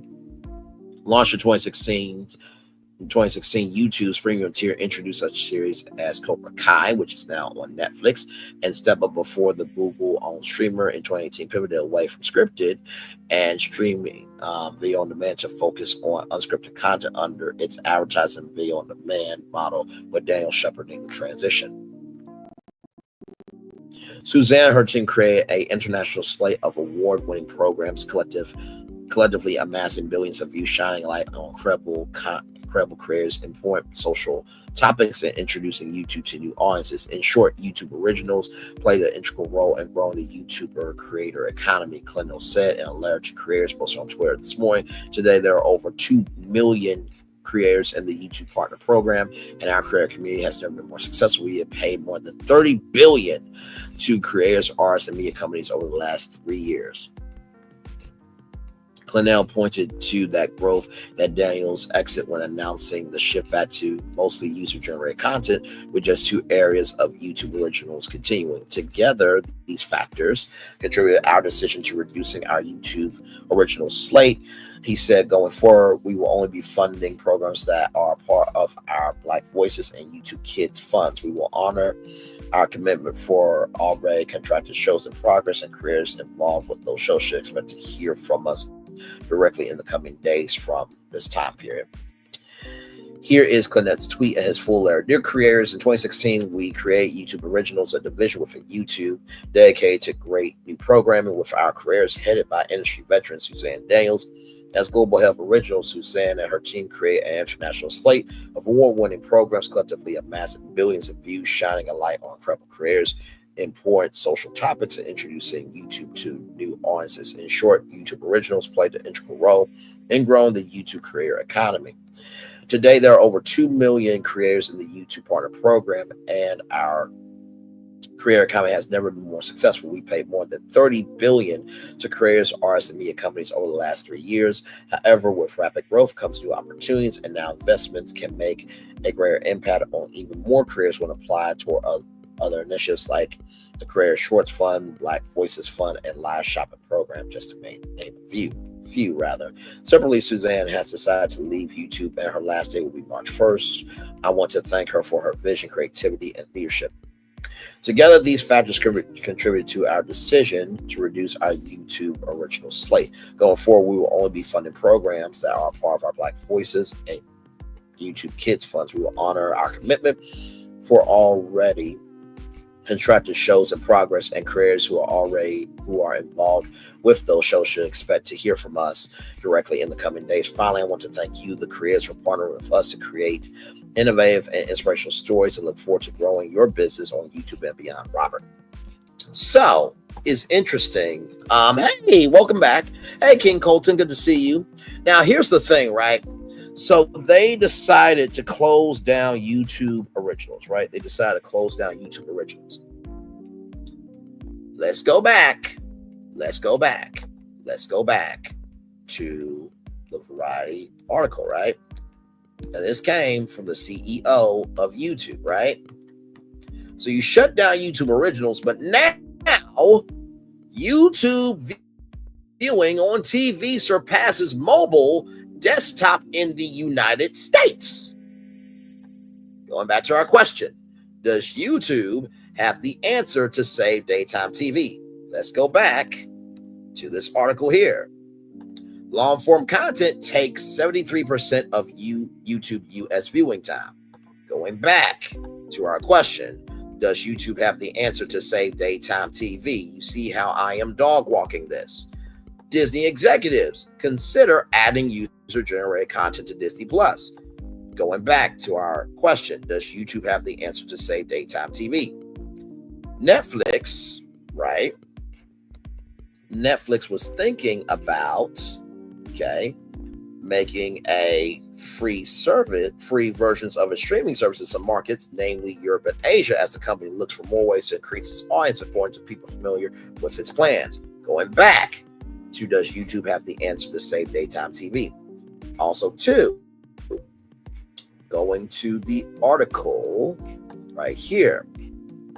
The deal that Delta has made with YouTube to make the ad-free YouTube Premium and YouTube Music services available free on flights for members of the Sky Miles loyalty program. The deal includes a selection curated content from key YouTube creators. I think that was like a thing called YouTube Originals. Going back to our question, does YouTube have the answer to save daytime TV? Going to Peacock launching with a free tier. You cannot get the free tier anymore with NBC Peacock, but the fact that they were the only streamer to have a free tier that offered new episodes of NBC's current season series 1 week after they air. Going back to our question, does YouTube have the answer to save daytime TV? Right here. Let me finish this out here. Other strategies. Comcast-owned NBC Universal has experimented with new ways to copy the rabbit hole effect of YouTube Shorts, which force-feed users content based on interest by offering curated clips of Saturday Night Live sketches, scenes from The Office, and other favorite Bravo show moments. If younger users are being conditioned to watch in a certain way, NBC Universal Peacock streaming service wants to give consumers that choice in addition to its long-form movies and TV shows.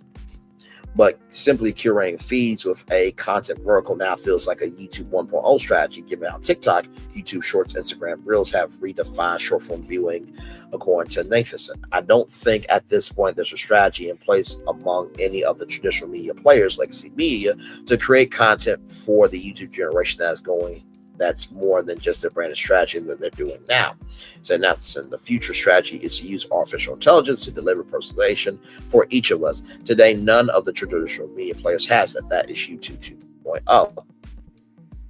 Amazon is trying to make a more direct plan of attack, paying YouTube's biggest star to make a show for their service. The company announced a deal earlier last year, Mr. Beast, whose real name is Jimmy Donaldson, to make a reality TV show, Beast Games, that will pay the winner $5 million in cash. Turns out $10 million in cash.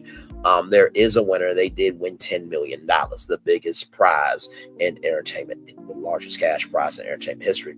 The format will largely borrow from previous Mr. Beast giveaway videos that pit many contestants against each other for cash using a fast-paced, high-production format, as Amazon has promised. Mr. Beast's YouTube channel has the most subscribers at 289 million and expects to take in a whopping $700 million of revenue in 2024, primarily through advertising and brand deals. While Mr. Beast may have crossover appeal, there's skepticism that among creators that YouTube celebrities will have success making their own shows for subscription streaming services. Moreover, the entire Hollywood system may operate too slowly for a younger generation that demands immediate content. YouTube community. The popularity of YouTube stems from the authentic relationships creators have with their fans, according to Brittany Borowski, 27, whose YouTube channel has more than 2 million subscribers. I still watch Netflix and HBO, where if I want a good fantasy series or whatever, I know where to go to for that. But what YouTube is more concerned about with in this digital age, we have lost a sense of community and the sense of third spaces where we can go and hang out, meet new friends, Borowski said. Borowski audience, which she described as Gen Z and young millennial women and members of the LGBTQ plus or LGBTQIA plus community, ballooned Andy Cohen, shout to him, during the pandemic. Stuck at home with limited social options, hundreds of thousands of people found Morski as they search for fresh, real-time content. That personal relationship is YouTube's secret sauce. And does it translate when creators report to other services? Broski said. You're betraying your audience, said Broski. You're leaving YouTube to act, and then you're not posting online anymore. Then you're asking them to wait on a project that's in development for what, a year, 2 years. People are going to forget about you, girl. That's how the internet works. And there is YouTube, Brittany Borowski at VidCon 2022. The business model for YouTube for successful creators incentivizes those staying on the platform. YouTube has shared more than 70 billion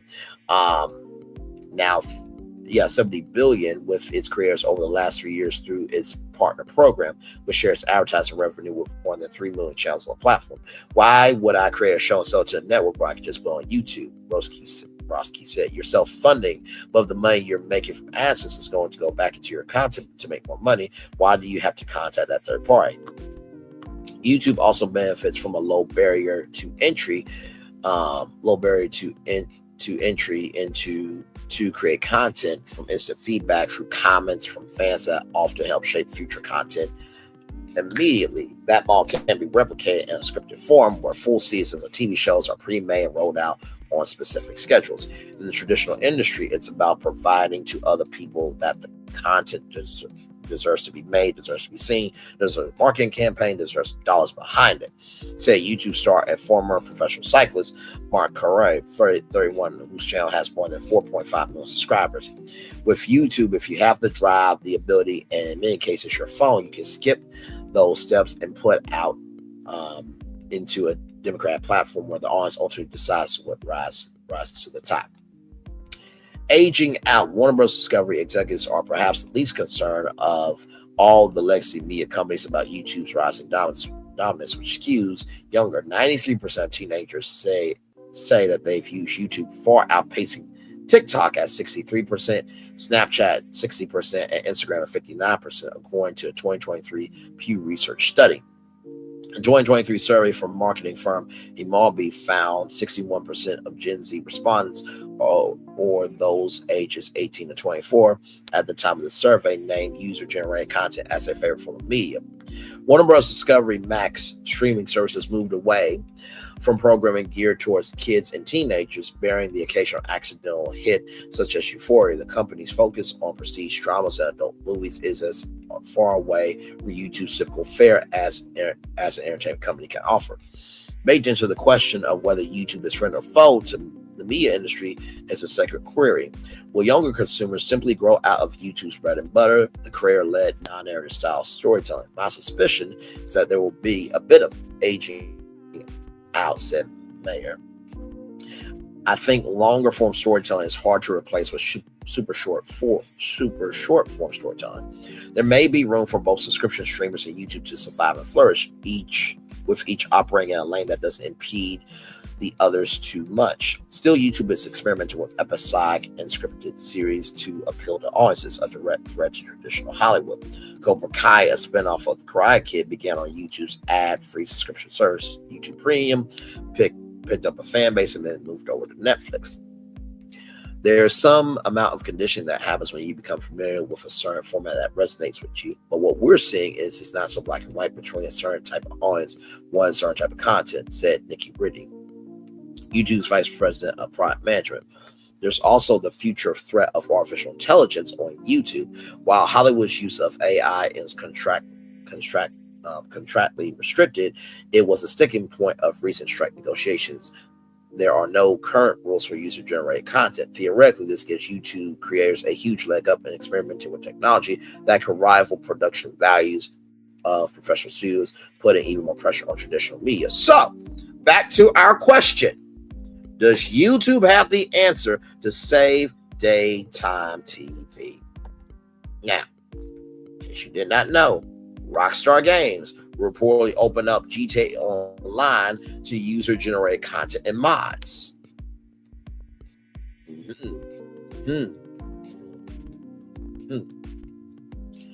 Right here. Let me read all of this here. Every player is looking forward to Grand Theft Auto this year, but for the first time ever in the franchise history, the single-player campaign might be the least important of the release. With GTA 6, we're also expecting a big new version of GTA Online. It seems that Rockstar might be taking tips from major online games like Roblox and Fortnite. Fortnite and Roblox are both extremely popular for creator modes, allowing players to create their own games. With the next version of GTA Online, Rockstar is reportedly looking to build a platform for user-generated content. We've already seen some steps towards this with Rockstar's acquisition of the 5M development team, who were behind the insanely popular 5M RP mod for GTA Online.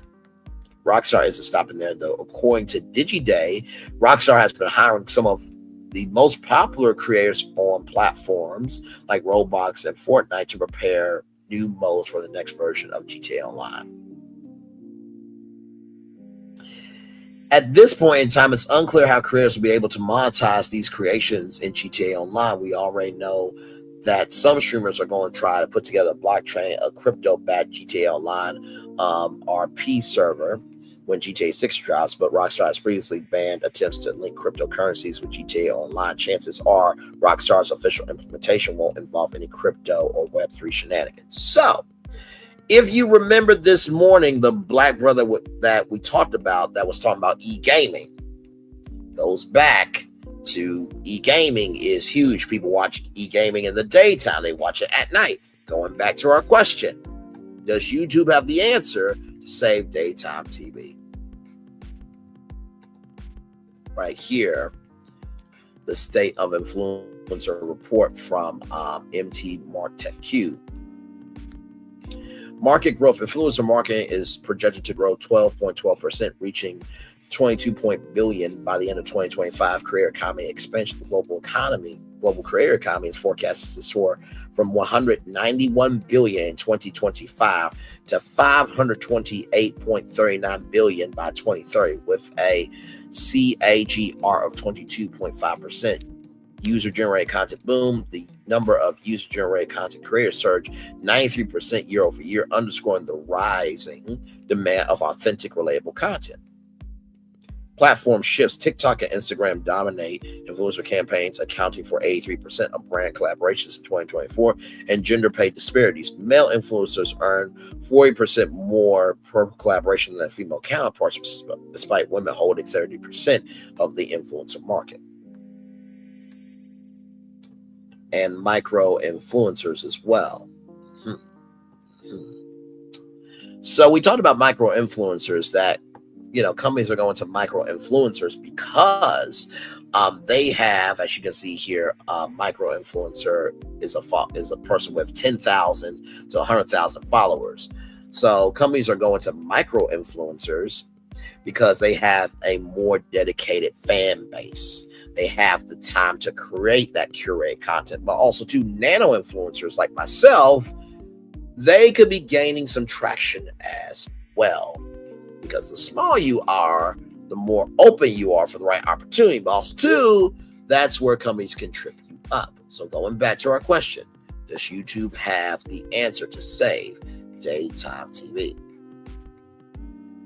And then finally, Film Take, unveiling Netflix's new content strategy, opening doors to external licensing. This came out on April 12th of 2024. Right here, Netflix has shifted its focus from prioritizing production of original content to third-party content licensing once more. A decade ago, Netflix boasted 11,000 titles in its U.S. library, solidifying its position as Hollywood's primary acquirer. This figure has diminished to roughly 6,000 titles as major media competitors opt to retain their libraries for proprietary streaming platforms. However, studios are currently reversing the strategy in the face of harsh financial realities. With nearly $7 billion in free cash flow, up 330% from 2022, Netflix is poised to explore fresh revenue generating avenues, including licensing its content to competitors for the first time ever. So let me read all this because it's not that long. Netflix is poised to license content externally. As an exclusive platform, Netflix management currently opposes licensing content externally, but the writing is on the wall for embracing external licensing of its film and shows. Financially speaking, navigating content licensing in multiple windows is critical for generating revenue from Netflix originals. That said, not all Netflix originals may be monetized in new windows. Some popular originals not outright owned by Netflix cannot be licensed. The company acknowledges that licensing isn't currently considered a strategy, although it has previously denied claims regarding advertising before embracing ads. Just like they said they would never get into live news, but Amazon is trying to figure out news specials, right? Never say never, in the words of Justin Timberlake, Justin Bieber, and Jaden Smith. Furthermore, moving a Netflix original to another platform runs the risk of devaluing the content and brand, which could also impact consumer perception at a more granular level. Netflix can begin licensing original series that have already concluded. In such cases, Netflix has already generated the majority of revenue from these titles, which might no longer significantly contribute to customer acquisition and retention. Also, early seasons of ongoing long-running shows can be strategically licensed and non-exclusive deals to generate revenue, increase awareness and demand for upcoming seasons on Netflix. As the major studios have realized, spending $100 to $200 million on films destined exclusively for crowd streaming services isn't financially viable in the long run. Traditional film release windows consist of several stages, including theatrical release, electronic sale through EST, DVD, video on demand rental, pay one, network, and pay two, offering several avenues for monetization over a film's lifetime. This traditional windowing model highlights the revenue potential many streaming platforms forego by indefinitely retaining original films exclusively in-house, even after reaching peak consumer acquisition and engagement value. So, like I said, imagine Braylon's virtual tour that we license all of the content that I produce on YouTube onto Netflix, all uncut, right? The ads will go where the ads need to be, and if you don't have, if you get the ad free, then you get Braylon just straight through. Now, that can be licensed, right, to other platforms. And then I do a new season of Braylon's Virtual Tour on Netflix. Once again, going back to the question, does YouTube have the answer to save daytime TV? So with all that being said, I say yes, it does. The only question is, does legacy media want to culturally appropriate content creators or culturally appreciate content creators?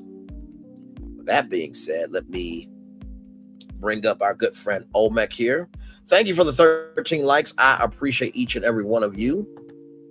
Don't worry, I see the time, because I know we got our 8:30 show coming up with Volcano Bay Nights and Epic Universe. Okay, so believe me, I know.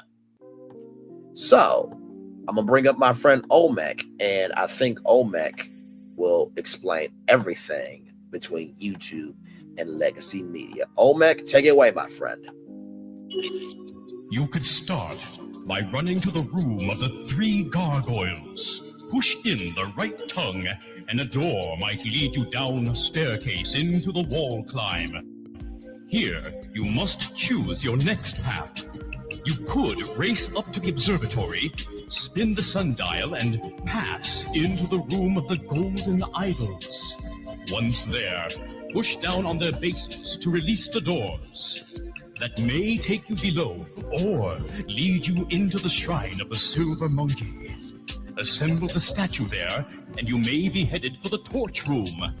If the elevator is up, you could jump into the elevator and descend into the mine shaft. You might climb up the ladder or plow through the stone wall. Find the key, and it may unlock the tombs of the ancient kings, allowing you to climb into the spider's lair. If you escape, you may have a chance to sit upon the throne of the pretender. If the correct door is unlocked, you'll be able to crawl into the pit of despair and finally make your way through the cave of sides. Back to the temple gate. The choices are yours and yours alone. Good luck. Like Olmec said, legacy media, the choices are yours and yours alone. The choices are yours and yours alone. The choices are yours and yours alone. Does YouTube have the answer to save daytime TV? My answer, Brantley's answer, is yes. YouTube does have the answer to save daytime TV. But will legacy media be humble enough, gracious enough, and more than enough of not being a dictator, but being a Democratic president to see what can be? And that is my answer. With that being said, everybody, let's do the daily motivator, and then I'm going to give y'all the quick commercials, because coming up here in under 29 minutes now, right here, we have Volcano Bay and Epic Universe. That is coming up here within 28 minutes and 47 seconds there. So let me get you guys where you need to be there with greatday.com. I hope that you guys enjoyed this deep dive live. It took all of that to be able to answer the question, is YouTube Studios coming? YouTube, of course, you're not going to say anything to me, but I'll just keep finding the receipts and just keep doing deep dive lives, okay? All right, here we go. With that being said, men are born to succeed, not to fail. Henry David Thoreau. It's time for the Daily Motivator for Wednesday, February 19th, 2025. Balance, distraction, and focus. Distraction and focus both have their places. Whatever you seek to do can benefit from a healthy balance between allowing distractions and imposing focus. Distraction brings thoughts to mind that you would never otherwise think. Focus gives you the time and mental space to assemble those random thoughts into coherent ideas. If you notice your thoughts circling repeatedly over the same ground, perhaps it's time for some distraction.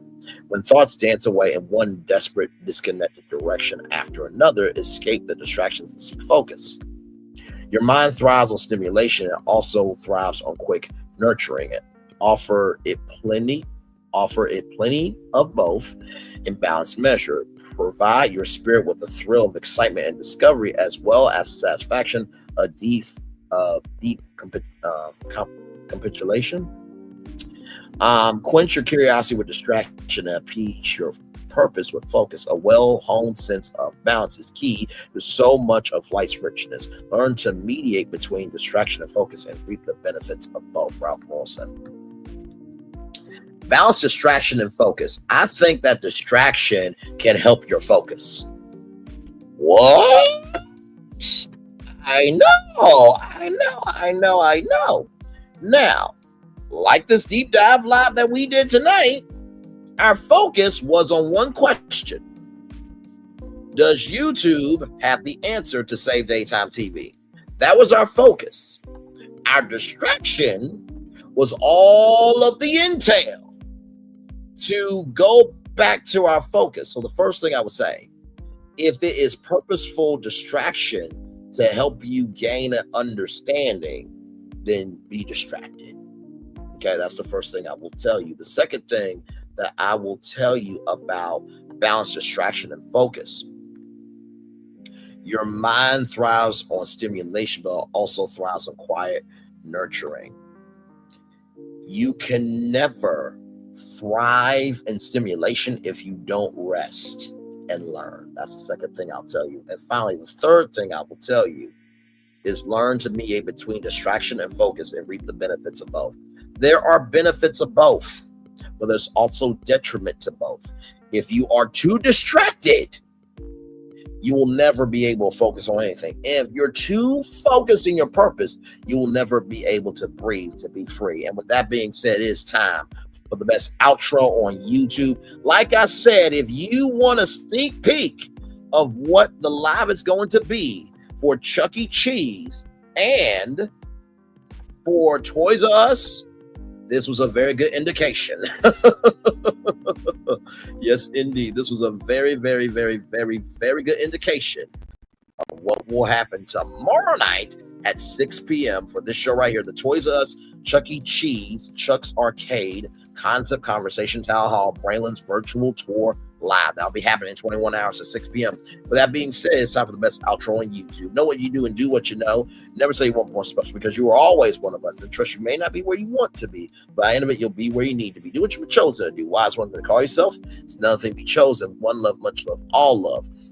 I have spent time with you. You have spent time with me. And hopefully by spending time together, we'll rise to be great together. Always remember, where you're doing radio, television, YouTube, living your best life, or you're just handling some gargoyles. And by the way, that was from Legends of the Hidden Temple. It was a game show on Nickelodeon where these kids went through this ancient temple to collect an artifact that they could win prizes. So you have to push down on the right tongue.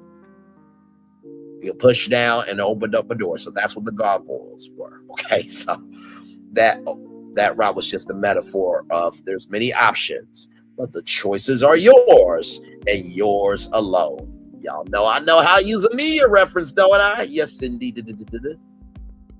Always remember, I want to see you love you, guy, give it, or see you love you, guy, give it, or see you love you, guy, give it. Wherever obstacles you have overcome, wherever success you have achieved upon this particular day, I'm extremely proud of you, but no one else is proud of you. Be proud of your damn self. And finally, y'all, listen. Everything I've said tonight is allegedly, in my opinion, for entertainment purposes only. But also, too, just because everything's alleged, in my opinion, for entertainment purposes only, doesn't mean that it's not facts that I threw out. Now, of course, YouTube is not going to tell you anything about the future plans of YouTube until they release it. But if YouTube, wanted to say something about this live and say, well, that was a very nice live, Brian, but we cannot confirm nor deny we're bringing back YouTube originals. And we cannot confirm or deny if we're opening up YouTube productions to sell shows to ABC, Disney, CBS, Fox, and the CW, and to sell to Netflix and to Hulu and to Max. We cannot confirm or deny. The truth is out there. You just have to open your eyes up. open your ears up to listen. Open your eyes up to see, open your ears up to listen. Commercial break and fireworks are coming your way for the day that was, for the day that's coming, for the blessings are on the way for you, me, all of us, as a society, as a people, as a culture. I feel the love, and I send it right back to you. For those of you who are about to go to bed or go to other lives, good night to you. I will see you tomorrow night for this conversation, Toys R Us and Chuck's Arcade. How am I going to combine these two?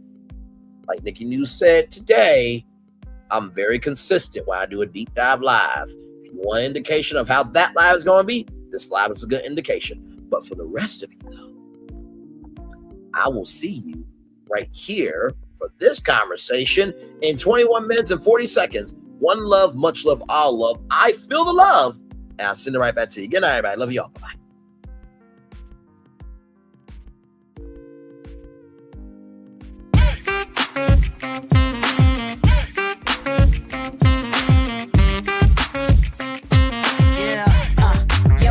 All day. Yeah, we're working, let me play. You know me, work real hard, now we're ready, let's play. Hustle up, yeah. Ready, set, let's go, yeah. Hustle up, yeah. Ready, set, let's go. Turn it up, turn it up, turn it up, turn it up a little louder. Now get low, come on, drop it to the floor, yeah, drop it to the floor. Turn it up, turn it up, turn it up. Turn it up a little louder. Now get low, come on, drop it to the floor. Yeah, drop it to the floor. Turn it up, turn it up, turn it up, turn it up a little louder. Now get low, come on, drop it to the floor. Yeah, drop it to the floor. Turn it up, turn it up, turn it up, turn it up a little louder. Now get low, come on, drop it to the floor. Yeah, drop it to the floor. Turn it up, turn it up, turn it up, turn it up a little louder. Things have been a little quiet around here. We've missed the fun, we've missed the excitement, we've missed the entertainment, we've missed the nightlife, but most of all, we've missed you. We're getting ready. Caesar's Rewards. We can't wait to welcome you back.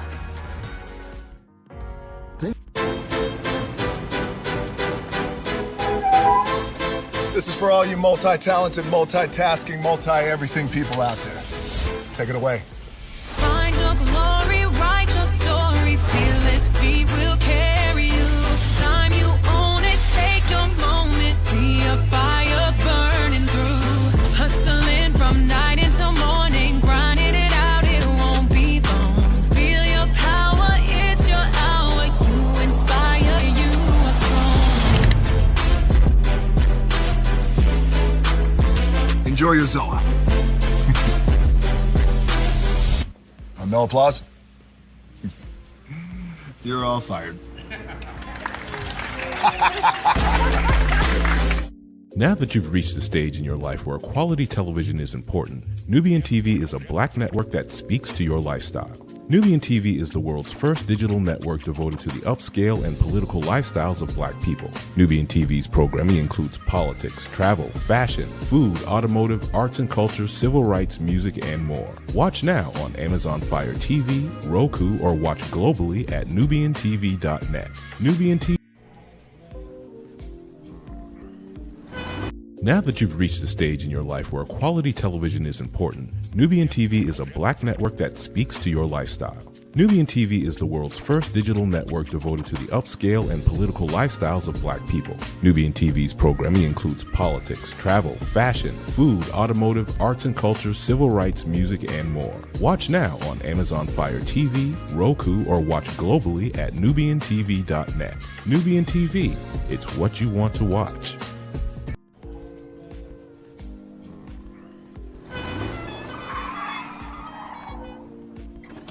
Come with me if you want to live a more delicious life.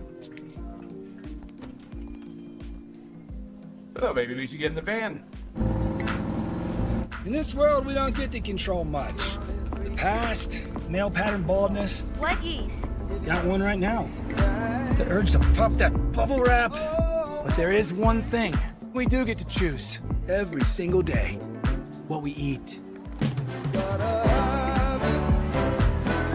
Welcome to the Sonic Department of Research and Deliciousment. We have everything you want, didn't know you wanted, and some things you didn't know were possible. Because we believe if you're not having fun, you're not living free. So come on, let's live a little. Hey, good morning, America.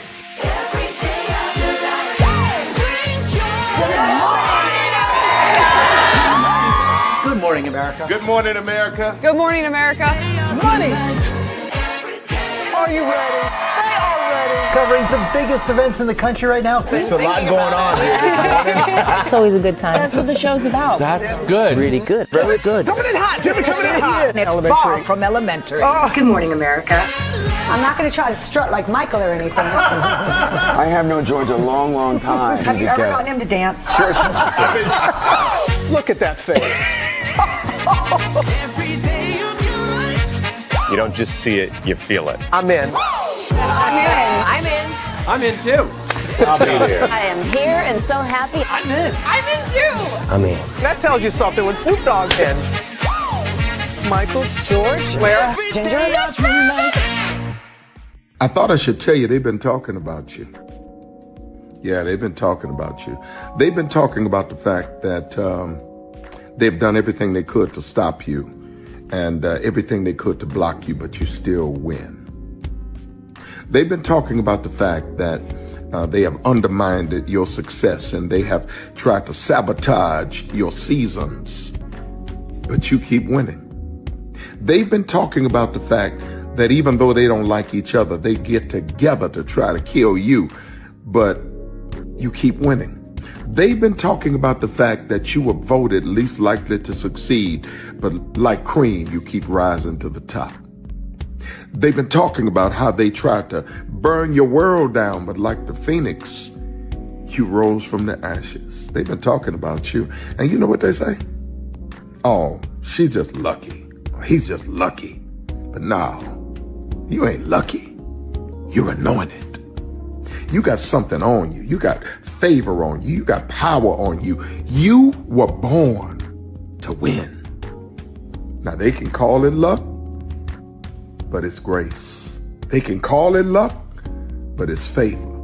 But whatever they call it, it doesn't matter, because you know what God calls you? Do you know what God calls you? A winner. I thought I should tell you they've been talking about you. Yeah, they've been talking about you. They've been talking about the fact that they've done everything they could to stop you and everything they could to block you, but you still win. They've been talking about the fact that they have undermined your success and they have tried to sabotage your seasons, but you keep winning. They've been talking about the fact that even though they don't like each other, they get together to try to kill you, but you keep winning. They've been talking about the fact that you were voted least likely to succeed, but like cream, you keep rising to the top. They've been talking about how they tried to burn your world down, but like the phoenix, you rose from the ashes. They've been talking about you. And you know what they say? Oh, she's just lucky. He's just lucky. But no, you ain't lucky. You're anointed. You got something on you. You got favor on you. You got power on you. You were born to win. Now they can call it luck, but it's grace. They can call it luck, but it's favor. But whatever they call it, it doesn't matter, because you know what God calls you? Do you know what God calls you? A winner. I thought I should tell you they've been talking about you. Yeah, they've been talking about you. They've been talking about the fact that they've done everything they could to stop you and everything they could to block you, but you still win. They've been talking about the fact that they have undermined your success and they have tried to sabotage your seasons, but you keep winning. They've been talking about the fact that even though they don't like each other, they get together to try to kill you, but you keep winning. They've been talking about the fact that you were voted least likely to succeed, but like cream, you keep rising to the top. They've been talking about how they tried to burn your world down, but like the phoenix, you rose from the ashes. They've been talking about you. And you know what they say? Oh, she's just lucky. He's just lucky. But no, you ain't lucky. You're anointed. You got something on you. You got favor on you. You got power on you. You were born to win. Now they can call it luck, but it's grace. They can call it luck, but it's favor. But whatever they call it, it doesn't matter, because you know what God calls you? Do you know what God calls you? A winner. Caesar. Just look at him. Politician. General. Author. Ruler. Man.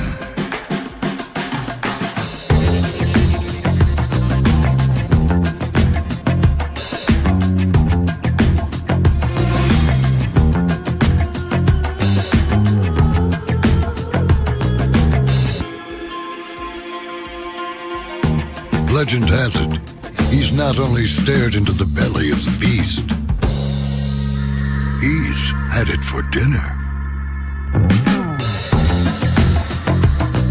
Here he's free to relax, or party, or relax, or party, or relax, and party. His is a world of opulence, excess, and the occasional impulse buy. Not one to rest on his laurels, he's famous for ushering in a new age of entertainment. So, for anyone seeking a place where the sun never sets on a good time, all this awaits. I am Caesar, and I approve this palace.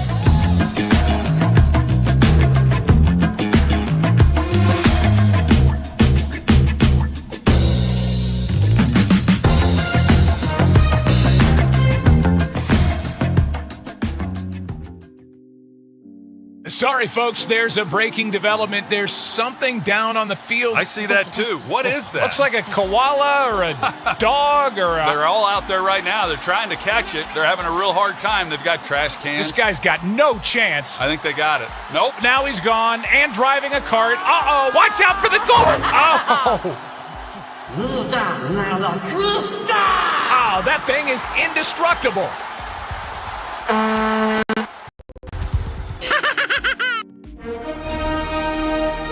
Prepare for a journey